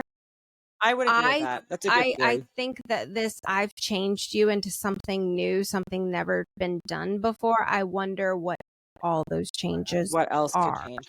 I will say, because we've talked at length about Katharine's least favorite trope, I'm going to put this out there on the record. Surprise pregnancy trope literally would make me DNF this series. I'm not even kidding. I hate it so much. Planned pregnancy, great. We have a discussion. Surprise pregnancy trope, to me, tanks a character. There is nothing more annoying to me that I would rather have you miscommunicate than a surprise pregnancy. It doesn't bother me. Oh, it doesn't bother me. Only because surprise makes me so irate. happen. It's real life. Yeah, but every time I've seen it, is it too easy for you? Is that why? Yeah. Oh, and to me, it like a always cop-out. It's a cop out, and it tanks the female character's power and her story. And I'm a mother of a young child saying this. I feel like the writing of the character goes to the child, which in real life, that's what happens. But her whole life now is only about the child, and she loses her whole identity. And I hate that because I hate that that's what happens to women in real life. So it makes me mad. Wait, it makes me so angry. Off topic, is that how you feel about Feyre? Yes. Really? Yes. You think Feyre lost a lot of her herself. Identity because of Nick? Yes. Well, because it happened towards the end, and then we switched over, and we get a different POV. We got a different POV, and I was so annoyed with them in the 5th book. So annoyed with them. Yeah. Really? Yeah. Oh, I was like, I can't believe I'm saying this, but like Rhysand is bothering the shit out of me in that book. But I think that we're supposed to feel that way because we're kind of seeing it through Nessa's POV, and she hates them. Yes. So I think that I was supposed to feel that way. But yeah. Basically, it's losing autonomy. Yes. In place of somebody else that somehow seems to eclipse your own identity, as if that identity now has to be thrust upon you as if you're not your own person anymore. And I haven't seen it done well. Like, I'm okay. I think it bothers me if it does all of those things and if it's the easy answer. I'm trying to think of an example where it makes sense. Come on, Lindsey, we can do it. I know. We gotta do it. just hate it. And 'Cause there it are really people who doesn't like bother- it. It The bothers me pregnancy so trope much. really doesn't bother me if it makes Yeah, it doesn't if either. it's not Yeah. a cop out. Yeah. Like if it's a cop out of like, well, she's pregnant, then that's Yes, her one life is thing. over. Like, fuck that. Right, but I I don't know that the pregnancy thing bothers me as long as it's done the way it should be, because surprise pregnancies happen and you have to deal with them. And yes, guess what? Your identity does kind of change because you care about something else now. Yeah. No, I get You that. know? But like, I want to escape the world of women having to change their whole identity. because You of that. say it's women's identity changing, and you're not seeing the equalization of the men's identity changing at the same time. And so I think if they did both on both, But I think you could make. I I was to say, I feel like you could make a solid argument that Rhysand changed. Both but of you them still did. didn't like it. Because it ended their story to me. But I think their story wouldn't have ended if we hadn't gone into a different POV. That's an author choice more than a like trope if, choice. If the last book was from Fair's perspective, I feel like it would have been a completely different. It could have been. But it's because we switched into Nesta's perspective. And to your point, Nesta was Nesta. Hates her. Yeah. Yeah, I know I'm not alone. I know there are a lot of people who are like surprised. You're not. And it's not just all on our pregnancy. mind is, it's surprise pregnancy, unplanned pregnancy trope. Because it just bothers me. It just bothers me. I know some people doesn't bother at all. It's so funny because it's miscommunication to me drives me bonkers because I'm like, grow the fuck up. But it's part of miscommunication. You tell me we didn't have this conversation about, are you on contraceptives? Are you open to this? Is what's possible? Come on. It's so funny because I don't disagree with you in that respect, right? Yeah. And it's totally true. That would be totally a miscommunication and I would not like it. But okay, so I feel like let's break some of this down. Okay. So it is a trope, but don't forget who are kind of on the outskirts antagonist is Zareth, the god of chaos. If anybody, he is going to potentially continue to throw things at people. What is something to throw at people but something that they thought that they couldn't change? Like she thought that she couldn't get pregnant. Yeah. It would be a really easy thing. It would be. If he wanted to cause change and chaos. Because we know he changed her somehow, so it's absolutely in his wheelhouse to have done that too. I hope that if a pregnancy happens, it is because they somehow realize it is possible for her again and they plan it and it is talked about. I don't know why. I don't know why it bothers me so much. I have to dig deeper into why, but I've always hated it. It makes me immediately like, I don't want to read this anymore. I just want to know the question. I just want to know the answer. So for you, it's you want the conversation ahead of time and you're fine with it. Yeah. Oh, I'm fine with pregnancy in general. It's just the not having unplanned. Oh crap, I didn't think I could have a baby and now I have a baby. That's what you have a problem with. Yes. Okay. Yeah. Not talking about it. So miscommunication about pregnancy. You know, you're really challenging me because you're right. That is a miscommunication, which drives me insane. Yeah. If they want it and they plan it and they say, one day I want to do this and they get pregnant, I'm not mad at it. You're not mad at that. Mad at all. That's this is interesting. I love exploring these. Like babies don't bother me. Babies don't I bother like me. them. I want more of them. But we talk about it. I think it's more often that authors use it as a cop-out. Yes, and that's what I agree. bothers you. I agree, yes. I did always find it interesting that in the front of our book, okay, I gotta go a couple pages in here. Do you have it tabbed? Do we got a color? Probably. Do we have a color for it? I do have it tabbed. It's in the what the fuck color. I love that color. Okay. It says, and he quotes it. Carrion quotes this. Never forget, monsters thrive best in the dark. Commit all you read here to memory. Prepare for war. And my notes here. 2 exclamation points. And he points out that there's 2 exclamation points. This is the handwritten dedication in the front of Carrion's family book. Fey creatures of the Galarian Mountains. Yep. So he was Galarian. Galarian. That's the book that he had. Exactly what it says. Was called Fey Creatures of the Galarian But he Mountains. then goes on to say that if Galarian Fey ever show up, bad shit's going to happen. Well, maybe because that was the brother that split off from Galaria. Or he's the one that's going to show up and make bad shit happen. Yeah. But then I said, why is it included here? Why is it important specifically from Carrion's family? Is my note. Yeah. So it's not that it's even like important to him. It's important enough the that book. the author included it As the front page. as the front And page. Carrion goes on to say, Gracia, is that how we pronounce her name? Gracia? Yeah, I His think so. his grandmother. She took the superfluous punctuation to mean that the situation, should these Galarian Fae creatures ever show up and show their faces, would be very dire indeed. And I wasn't allowed to have dessert until I'd recited at least 7 traits of the Griffin Sprite, or explained in great detail how to kill a blooded Fae warrior wearing a full plate of armor. What's a Griffin Sprite? I cannot wait to see a What's picture a of that. Griffin Sprite? But also, this again cemented my Carrion as a Fae, because what grandmother in a human realm is making their child not have dessert without That's why it was witchy. memorizing all of this stuff? It's so ridiculous, right? He's got to be prepared to fight the fight. Fight the fight. And then another quote from Saeris, kind of wondering what's going on, right? Perhaps it was a latent gift that hadn't manifested in Carrion yet.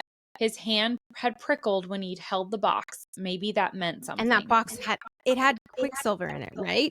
Yes. So is this just massive foreshadowing? Like Carrion hands Saeris a box with Quicksilver in it and muses that Carrion could trigger it too. Is he an alchemist? I just think that's an odd. It's an odd thing to put in It's there. an odd thing to put in there, unless it's just showing that Carrion is Fae. But not all Fae would just trigger. But why did Yeah. or royal? I don't Is it know. because of his royalty Possibly. and his importance? I don't know. It's making me think that there's some kind of alchemist tie now. Now that you said And that. what if we know our timeline is jacked up? Right. Could he have Could he have taken the sword out? and come through? See, we said that last time, but we don't think it hasn't. But there's something here. There's something. Foreshadowing. There's foreshadowing. For sure. Yeah. Carrion is an enigma wrapped in a mystery. I love Carrion. So they keep going on. Kingfisher continues to be jealous of their time I together. love their relationship. Yeah. Want to come and set fire to some far more exciting things? Absolutely, yes. Absolutely, yes. So fun. And Cute. then this is one of those moments for me when we get this quote. Carrion is kind of being flippant about Saeris, and Kingfisher's He response. called her Sunshine. Yes, he calls her Yeah. Sunshine. And then Kingfisher's response is, she is moonlight, the mist that shrouds the mountains, the bite of electricity in the air before a storm, the smoke that rolls across a battlefield before the killing starts. You have no idea what she is, what she could be. You should call her Majesty. Oh, you brought this up, Lindsey, of does Kingfisher know that Carrion is the heir? And in this one, I'm kind of like, whether he does or he doesn't, he's like, fuck that. I know what she will doesn't become. matter. It doesn't matter. She's better than you. Well, and it is technically foreshadowing. Yes. She does become the She does. queen. She will be called Majesty, we're assuming. And then you got to know, did he know because his mother was an oracle and she might have drawn a picture? Right. Did he know the whole time that she was going to be the queen of the vamps? Think so. I think because I don't think that the mother would have known about Saeris' involvement. Really, the only reason she becomes the queen of vamps is because Saeris, you know what, interfered. I would like to add in there, I don't like Oracle now anymore because I don't know what Oracle knows and what Oracle might not know. I know. It like makes it a whole, like everything a mystery. Exactly. I'm like, just don't have them in there and let's just let the future be a mystery by itself. Yeah, I love it. Okay, Sunshine, don't call her Sunshine. That's so great. Yeah. Why not? She's All right. fucking moonlight. Chapter 24, Lupro Proelia. We're going to go back into the war tent now, right? Getting back to the god sword. Getting back to the god sword. So, quote, the shards were still buried in the stone, needle sharp. They glinted in the light thrown off by the fire. I peered closer at them, frowning. There are 536 of them, Renfis said. 63. Oh, 63. 563. I counted them myself. Yep. One of our metal workers tried to pull out with a forceps, but they're so fine he couldn't grip them properly. 2 of them snapped. The ends are still buried inside the stone. Well, that's not good. I love how Fisher is just like broody this whole time. He's just like sitting over there in a corner, just contemplating things, but in a broody manner. And again, we see Renfis here. He's got to know about the mating bond, right? Fisher's all broody because they had sex and they got some tats and he doesn't know what to do about it. And Saeris says about Renfis, there was something he wasn't saying, but he clearly didn't want to talk about it. I let him have his secret. That secret has got to be that he knows about the mating bond and he knows why Fisher's upset, right? I think so. What else would it be in this You moment? just had sex. And I know it's awkward. No, but she's talking about like Renfis. Yeah. I know you guys just had sex for the first time. I know things are awkward. I feel like the fact that they said I let him have his secret, because that's not a secret because she knows that they had sex. So I feel like it's something besides that. Yeah. It's something more. It's something that she doesn't know because I think it is a secret to her. That's why Callie, our BFF, chose the word secret. Secret matters here. Yes. Yep. Yeah, I feel like this is another one of those chapters where we're just going to be like, quote, so much happened. There's so much information dropped here. That's why we're only doing 4 chapters in this one, right? Yeah, there's a lot. So, quote, Danya's sword was special. It was like Nimmerel once, imbued with old potent magic. He winced at the bristling spines of metal protruding from the stone wall. It was a precious Fey heirloom, Danya's birthright, a god sword forged by the ancient Alchemarian masters. Such swords are religious icons to the Fey. So, Danya's sword was a god sword at one point. We're assuming that it was her birthright. It was given down to her. So we're assuming with her father. Yeah, I think they explicitly state she got it from her father. Right. But she didn't earn it. And it was like Nimmerel once. Once, but not now. Not anymore. So has the sword gone dormant because all god sword power left, or is it specific to Danya?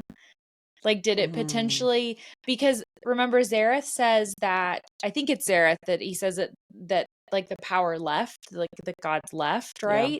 So did they leave, like when they left, did their god sword power leave, or is it specific to the people?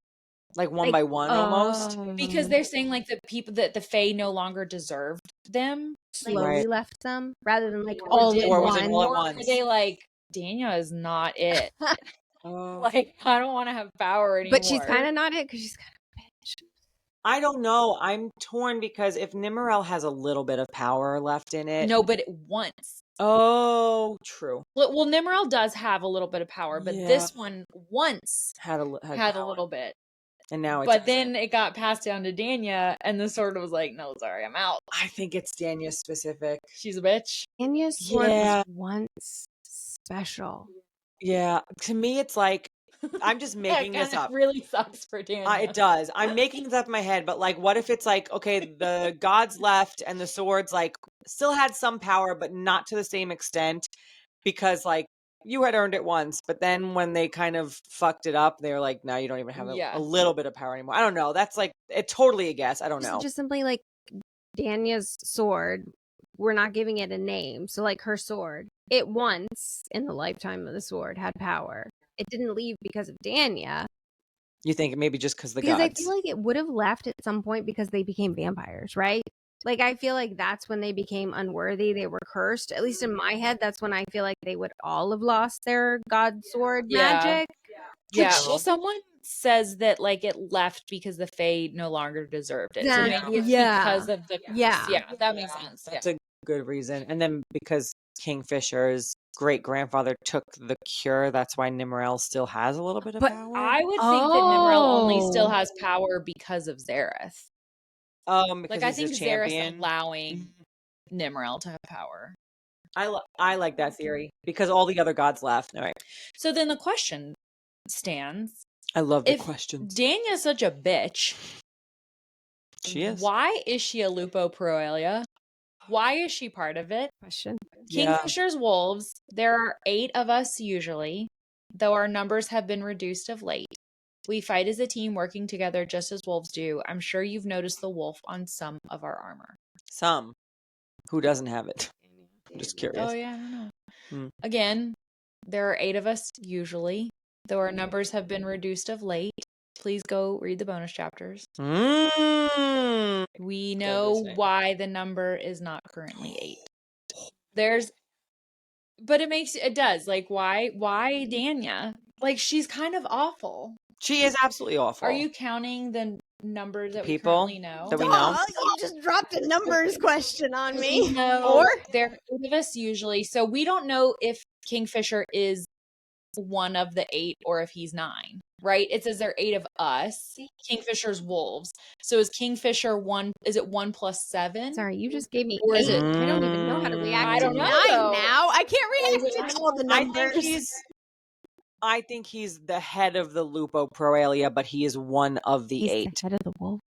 He's the head of the wolf, and because knowing his personality, he's a reluctant leader, but he still is a leader. I can't see him counting as separate.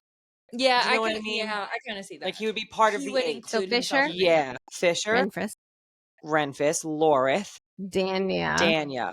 4. That's what I was counting. That's all we know. That's what I was counting. Archer? No. I was Archer. gonna say Archer too. He's not a high fae. He's right. Oh man, that's a good one. Okay, so we need to But read you that. know the number. She knows the number. She knows something. Okay. So again, we kind of keep going with the massive information dump here. So as you already know, Nemerel still carries a kernel of magic in her blade.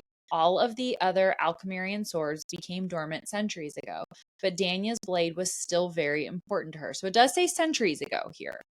To our people as a whole, we can't just sand the shards back and discard the rest. It'd be sacrilege. So this is kind of that moment where it's Danya kind of takes it that Saeris is disrespecting the sword, but she's clearly not. But Danya's just such an asshole that she doesn't realize. Apparently, she doesn't pick up on sarcasm. No. Right. Yeah. Yeah. She's whining. Fisher is starting to get so annoyed. He tells her to shove it. And then Sarah says this sword isn't just tempered steel. There was Quicksilver in the blade. It's always been Quicksilver. It was bound to many different alloys and metals before, back when there were plenty of alchemists and the pathways were still open between our worlds. It made weapons more powerful, turned them into conduits that could channel vast quantities of magic. That's got to be important, right? My mind spun. That's why metal was so hard to find then. Madra took it all. She wanted to keep the Quicksilver away from the people. She knew that there might be people like me within the city capable of controlling it. Dun, dun, dun. Which means they would have massive amounts of magic. More. If she let them. Alchemists. Where is all this metal? Well, we know it was in the gauntlet because it was talking to her at the very, very beginning. Right? Within the guard's armor, hidden. Probably hidden in plain The sight. Silver City. It's all hidden within the city. Yeah, the Silver City. Exactly. Like, clearly Madra knew how important it was. I mean, think about how much Fae culture she put into their human realm. Naming it the Silver City was basically like saying, oh, this is the most special magical place, right? Also, do you think it would be kind of like an interesting test where she could almost weed them out? That who could Madra? Yeah, like crazy people talking to metal, and she then knows immediately there's an alchemist, there's somebody I should then kill to get rid of. It's kind of like... It would be a cool strategy. Yeah, like a little trap. Kind of actually, just when you said that, it made me think about Saeris and earlier saying that 7 out of 10 girls were cleansed. Do you think that Madra maybe thought that they were fae? Is that why she cleansed them? Or alchemists? Was there not to pass on the magic that she was trying to... Yes. Like, that's why she didn't want them to, because it's not that they couldn't take care of themselves. If they can't take care of themselves, they die off. They can't feed anybody. What does she care? That's a good point. They didn't write anything down. And as you said, Madra does it against the females. I wonder if alchemists are always female. Oh, I don't think we know that. No, we right? don't. Yeah. Because they don't write shit down. Wow. Someone just keep records. Please. We need a Lindsey in this world. Yeah. I'm saying. Well, you don't want to go to Zavarin. No. In the Fae world. Nice, sir. Okay, I feel like both of those are potentially really big, kind of unhinged theories just there. So you're saying, what if Madra cleansed 7 out of 10 girls because she was actually sensing magic, power, alchemists, etc., and wanted to keep that under control because, like I said, does she really care they couldn't take care of themselves? No, she wants them to die off, and it doesn't matter if there's not enough food to go around. And then what you're saying is, what the fuck did you say? What the fuck did you say? It was important enough for me to What repeat. if- but I Yeah. don't remember. What if all the alchemists are females? Are She only female. sterilized females, not males. Why? Right, we don't know who the alchemists were. That would be cool. I know you'd like that. I kind of love it. We ain't getting pregnant. We're becoming metal workers. Because those are your two options. Those are your two options.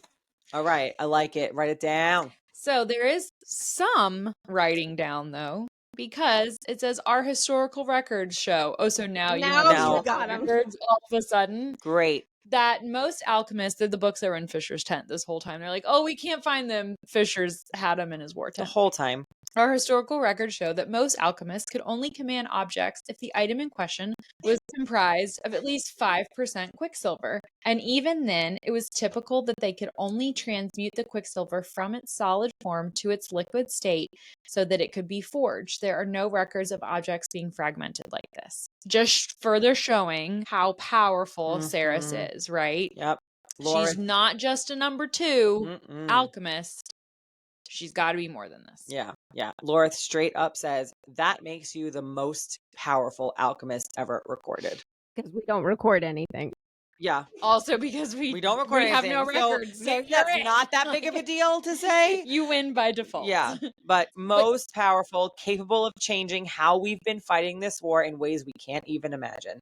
I feel like that's huge. Like It's gotta be. Yeah. For sure. Yep. It's gotta be. And then, it's kind of broken to them. We have 1 year left before Malcolm wins. Mm-hmm.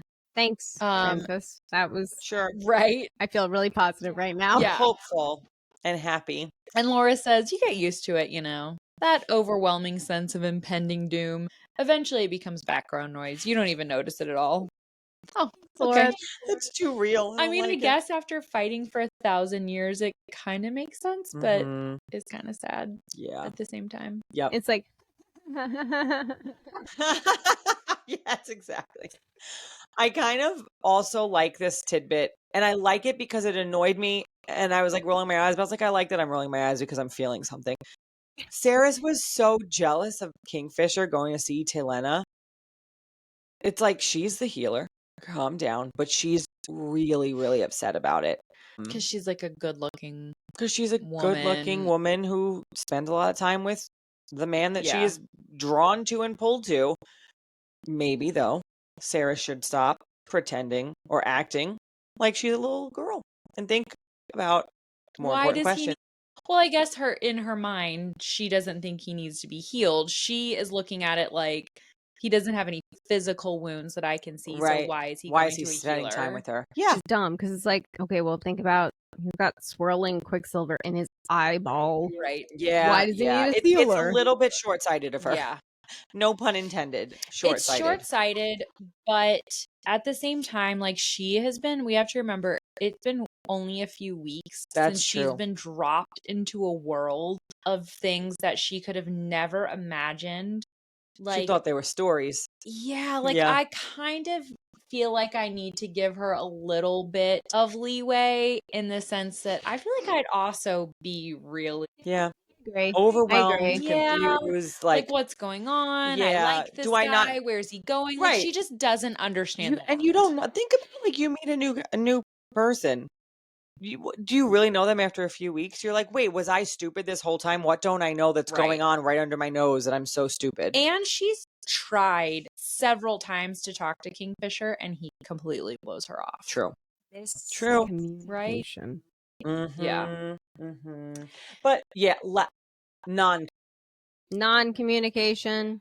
Yeah. Not lying, but cleverly omitting details. Which is still a lie, I guess. But Apparently, it floats the line of my earthbound fayness. We go into one of what I think is all of our very favorite scenes. So cute.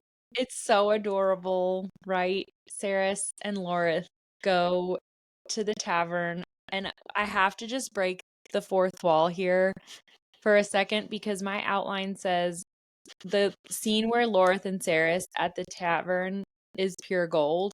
Katharine just live typed in here silver LOL. And it made me laugh. I had to That's why I laughed. stop a giggle there. Because we're live. We have a Google Doc open so we can live see everything. You were making Because you That wrote was it in good. I did capital not make a joke. letters, which Where? was And I funny. was like, I did not make a joke, but I like that you made it into a joke where I was just like, oh, comedy gold, but live typing into the document is hilarious. So they're in the tavern, they're drinking together. A lot of truths are coming out, right? We find out that truths. Two youths. yes, thank you. My cousin So Benny. we find out more about how Kingfisher is an oathbound fae. He can't lie and they can't break their word. So they make this oath kneeling before the Firin stone and bleeding on it. Fun fact. Katharine looked up what it means. Tell us I what was it like, means. Firin, Fenrin, what does Firin mean? And it means truth. It means fact. And That makes I sense. like the fact that the author just went with, let me Straight to the straight point. to the point. We're kneeling on the truth stone. Our blood on it and be like, okay, we will only tell the truth. Perfect. This is how you tell the truth, but also don't talk about sexual blood sucking in public. It's scandalous. Actually, We switched topics very quickly there, Laura. yes, and I like that he says, I need way more alcohol Yes. for this conversation. And then I picture him hanging his head, downing a God. beer. I can't talk about this, but then goes and talks to her about it. Hold on. Let me go get another drink. Come on, girl. Cute. Let's chat. Which, as sweet as Everlane and Renthis and everyone is to Saeris, especially in the beginning when she comes into this realm, this is really kind of the first time that someone has sat down and been like, all right, girl. Yeah. Let's talk. Let me tell you about the birds and the bees and the biting people with teeth. And how you don't talk about it. In Right. public. It's like a true friend situation for the first time with the new people because Carrion, yes, they have a friendship, but she's known Carrion for a very long time. This to me is the first outside of Kingfisher real friendship moment. Everlane took care of her, but there was an element of still her having her guard up. Both of them had their guard ups with each other, but Lorith kind of lets all those things down. So to me, it's like she's accepted into this making world. her way. She absolutely is. Yeah. Yep. And then we learn that Lorith was a traveling singer once, which obviously will come up later in the book pretty soon, right? Only in a couple chapters. Yeah, probably next episode. That when Kingfisher made Lorith one of his Lupo, they were completely strangers. It's not that they full on. It's not like they had fought together. They'd not won allegiance to each other or loyalty. It's not like they'd been fighting by each other's side for years. And he's like, hey, brother, I really trust you. They were strangers. And Kingfisher still literally gave him part of his soul that he cannot get back. Right. Right. For a stranger. And this is important later on. So a little bit of foreshadowing here, a little bit of explanation. Laura says it's an ancient rite. One very few know how to perform anymore, but Fisher's father had almost died once and his friend had used it to save him. Who's the friend? Oh, that still has. Oh, exactly. Let's go back to our previous thought that Finran is not dead. So let's read this and then go back to that. But Fisher's died once, so he'd made sure Fisher knew it too, in case one day he was able to use it to save the life of someone who was important to him. I die first. The piece of Fisher's soul returns to him. He becomes whole again. Everybody has a big party, the end. But if he dies first, he's condemned to wait here for me to die before he can move on. He'd be trapped here in a non-corporeal state, unable to touch anything or anyone. Shade? Yes. Unable to be heard. That's the sacrifice he made when he decided to give me the gift of life. It's happened before. The fey male or female who tore off a piece of their soul dies first of unnatural or natural causes, and then the recipient lives on in fine health for another 2,000 years. Okay. My mind is doing the circus thing again. So our previous theory that Finran is not dead. He was basically like Horcrux to his friend, Yeah. for lack of a better term that most of our audience would understand, right? Mhm. Yes. So, Split his soul. Yep. right. So if the friend died, then Finran would die. If Finran died, the friend would not No, die. if the friend died, soul He would goes get back part of his soul to back. Fenrir. The Fenrir, and he doesn't die. Yes. So if let's say it's me and you, I give you a part of my soul. Yeah. You die first, that It piece just of the comes soul back. comes back to me. But if I die first, I can't fully go. I'm in this non-corporeal form because you have that piece of my soul that's tethering me to the earth, so I have to watch all my loved ones, but I can't interact, I Yep. can't be with them until you die, and then I'm fully like laid to rest. So Mhm. previously, we have guessed that Finran was not dead and trapped in Zilvarin. Is our thought shifting to the fact that Finran is a shade? No, because he can interact with his world. So that's the difference, is when you have given a piece of your soul, you cannot interact with them. So Fenrir. Right. So she's saying Elroy. Do- we didn't say didn't say Elroy. Elroy. You're right. Yeah, You're yeah. right. Elroy You're would say right. Finran. You're right. Yeah, But what right. if this Elroy line of thinking is not thinking that Finran is Elroy. Correct. What if This Elroy is a Finran friend? alive. Then yes, he Or do we also potentially assume that Finran, because he knew the magic, did this with someone else? Like, did he create? I want to Yeah. know who the friend is. What if Elroy is the friend who The has friend- a piece of Finran's soul? The friend has to be important, right? Right. Like, even if Finran is alive or not alive, let's escape that line of thinking for a minute. But either way, this quote, We know he gave his soul to somebody. we know that his soul was given to somebody, so the friend has to be important. Yes, Yeah, but The the friend friend has will to come, be. the friend will come back. So for now I'm sure. thinking if we're not going to the unhinged theory that Elroy is the dad, what if Elroy is the friend who technically is part of the dad because he has his soul? The first time I read this, my immediate thought was that Elroy was the friend. I didn't do the Really? that was my first interpretation, and then it just evolved from there. It just But hit me yeah. now. We do get an example here of Saoirse, queen of the Lycian Fae. So she's been alive for 3,000 years. And the quote is, meanwhile, her mother's spirit has been chained to her, forced to witness the world of the living without being able to interact with it, without being able to move on to her eternal rest. Whoa. Rough. So knowing that this can happen, not only with Kingfisher and his Lupo, but potentially with Finran, with Finran's friend. Hmm. I'm going to assume we're going to meet this queen at some point, Yeah. right? I don't get the impression she's nice. Yeah, like she's kind of tortured, Yeah. right? But he says, truth is, I plan on dying first anyways. But if the fates guide the stars in a different direction and our better angels claim him first, I won't permit a single breath into my body beyond the last one Kingfisher takes. By my own hand, I'll make sure the piece of my soul he loaned to me finds its way back to him. And if the fates consider it just, and I've done enough to earn a place at his side, I'll go quietly and happily with my brother into whatever lies beyond. Loved that. First of all, that's some serious shit from your friend. Again, I know I keep bringing up the bonus chapters here, but in the bonus chapters, like, we do know that Lorith is newer. So in the bonus chapters, we do learn that he was literally just made a Lupo in that moment.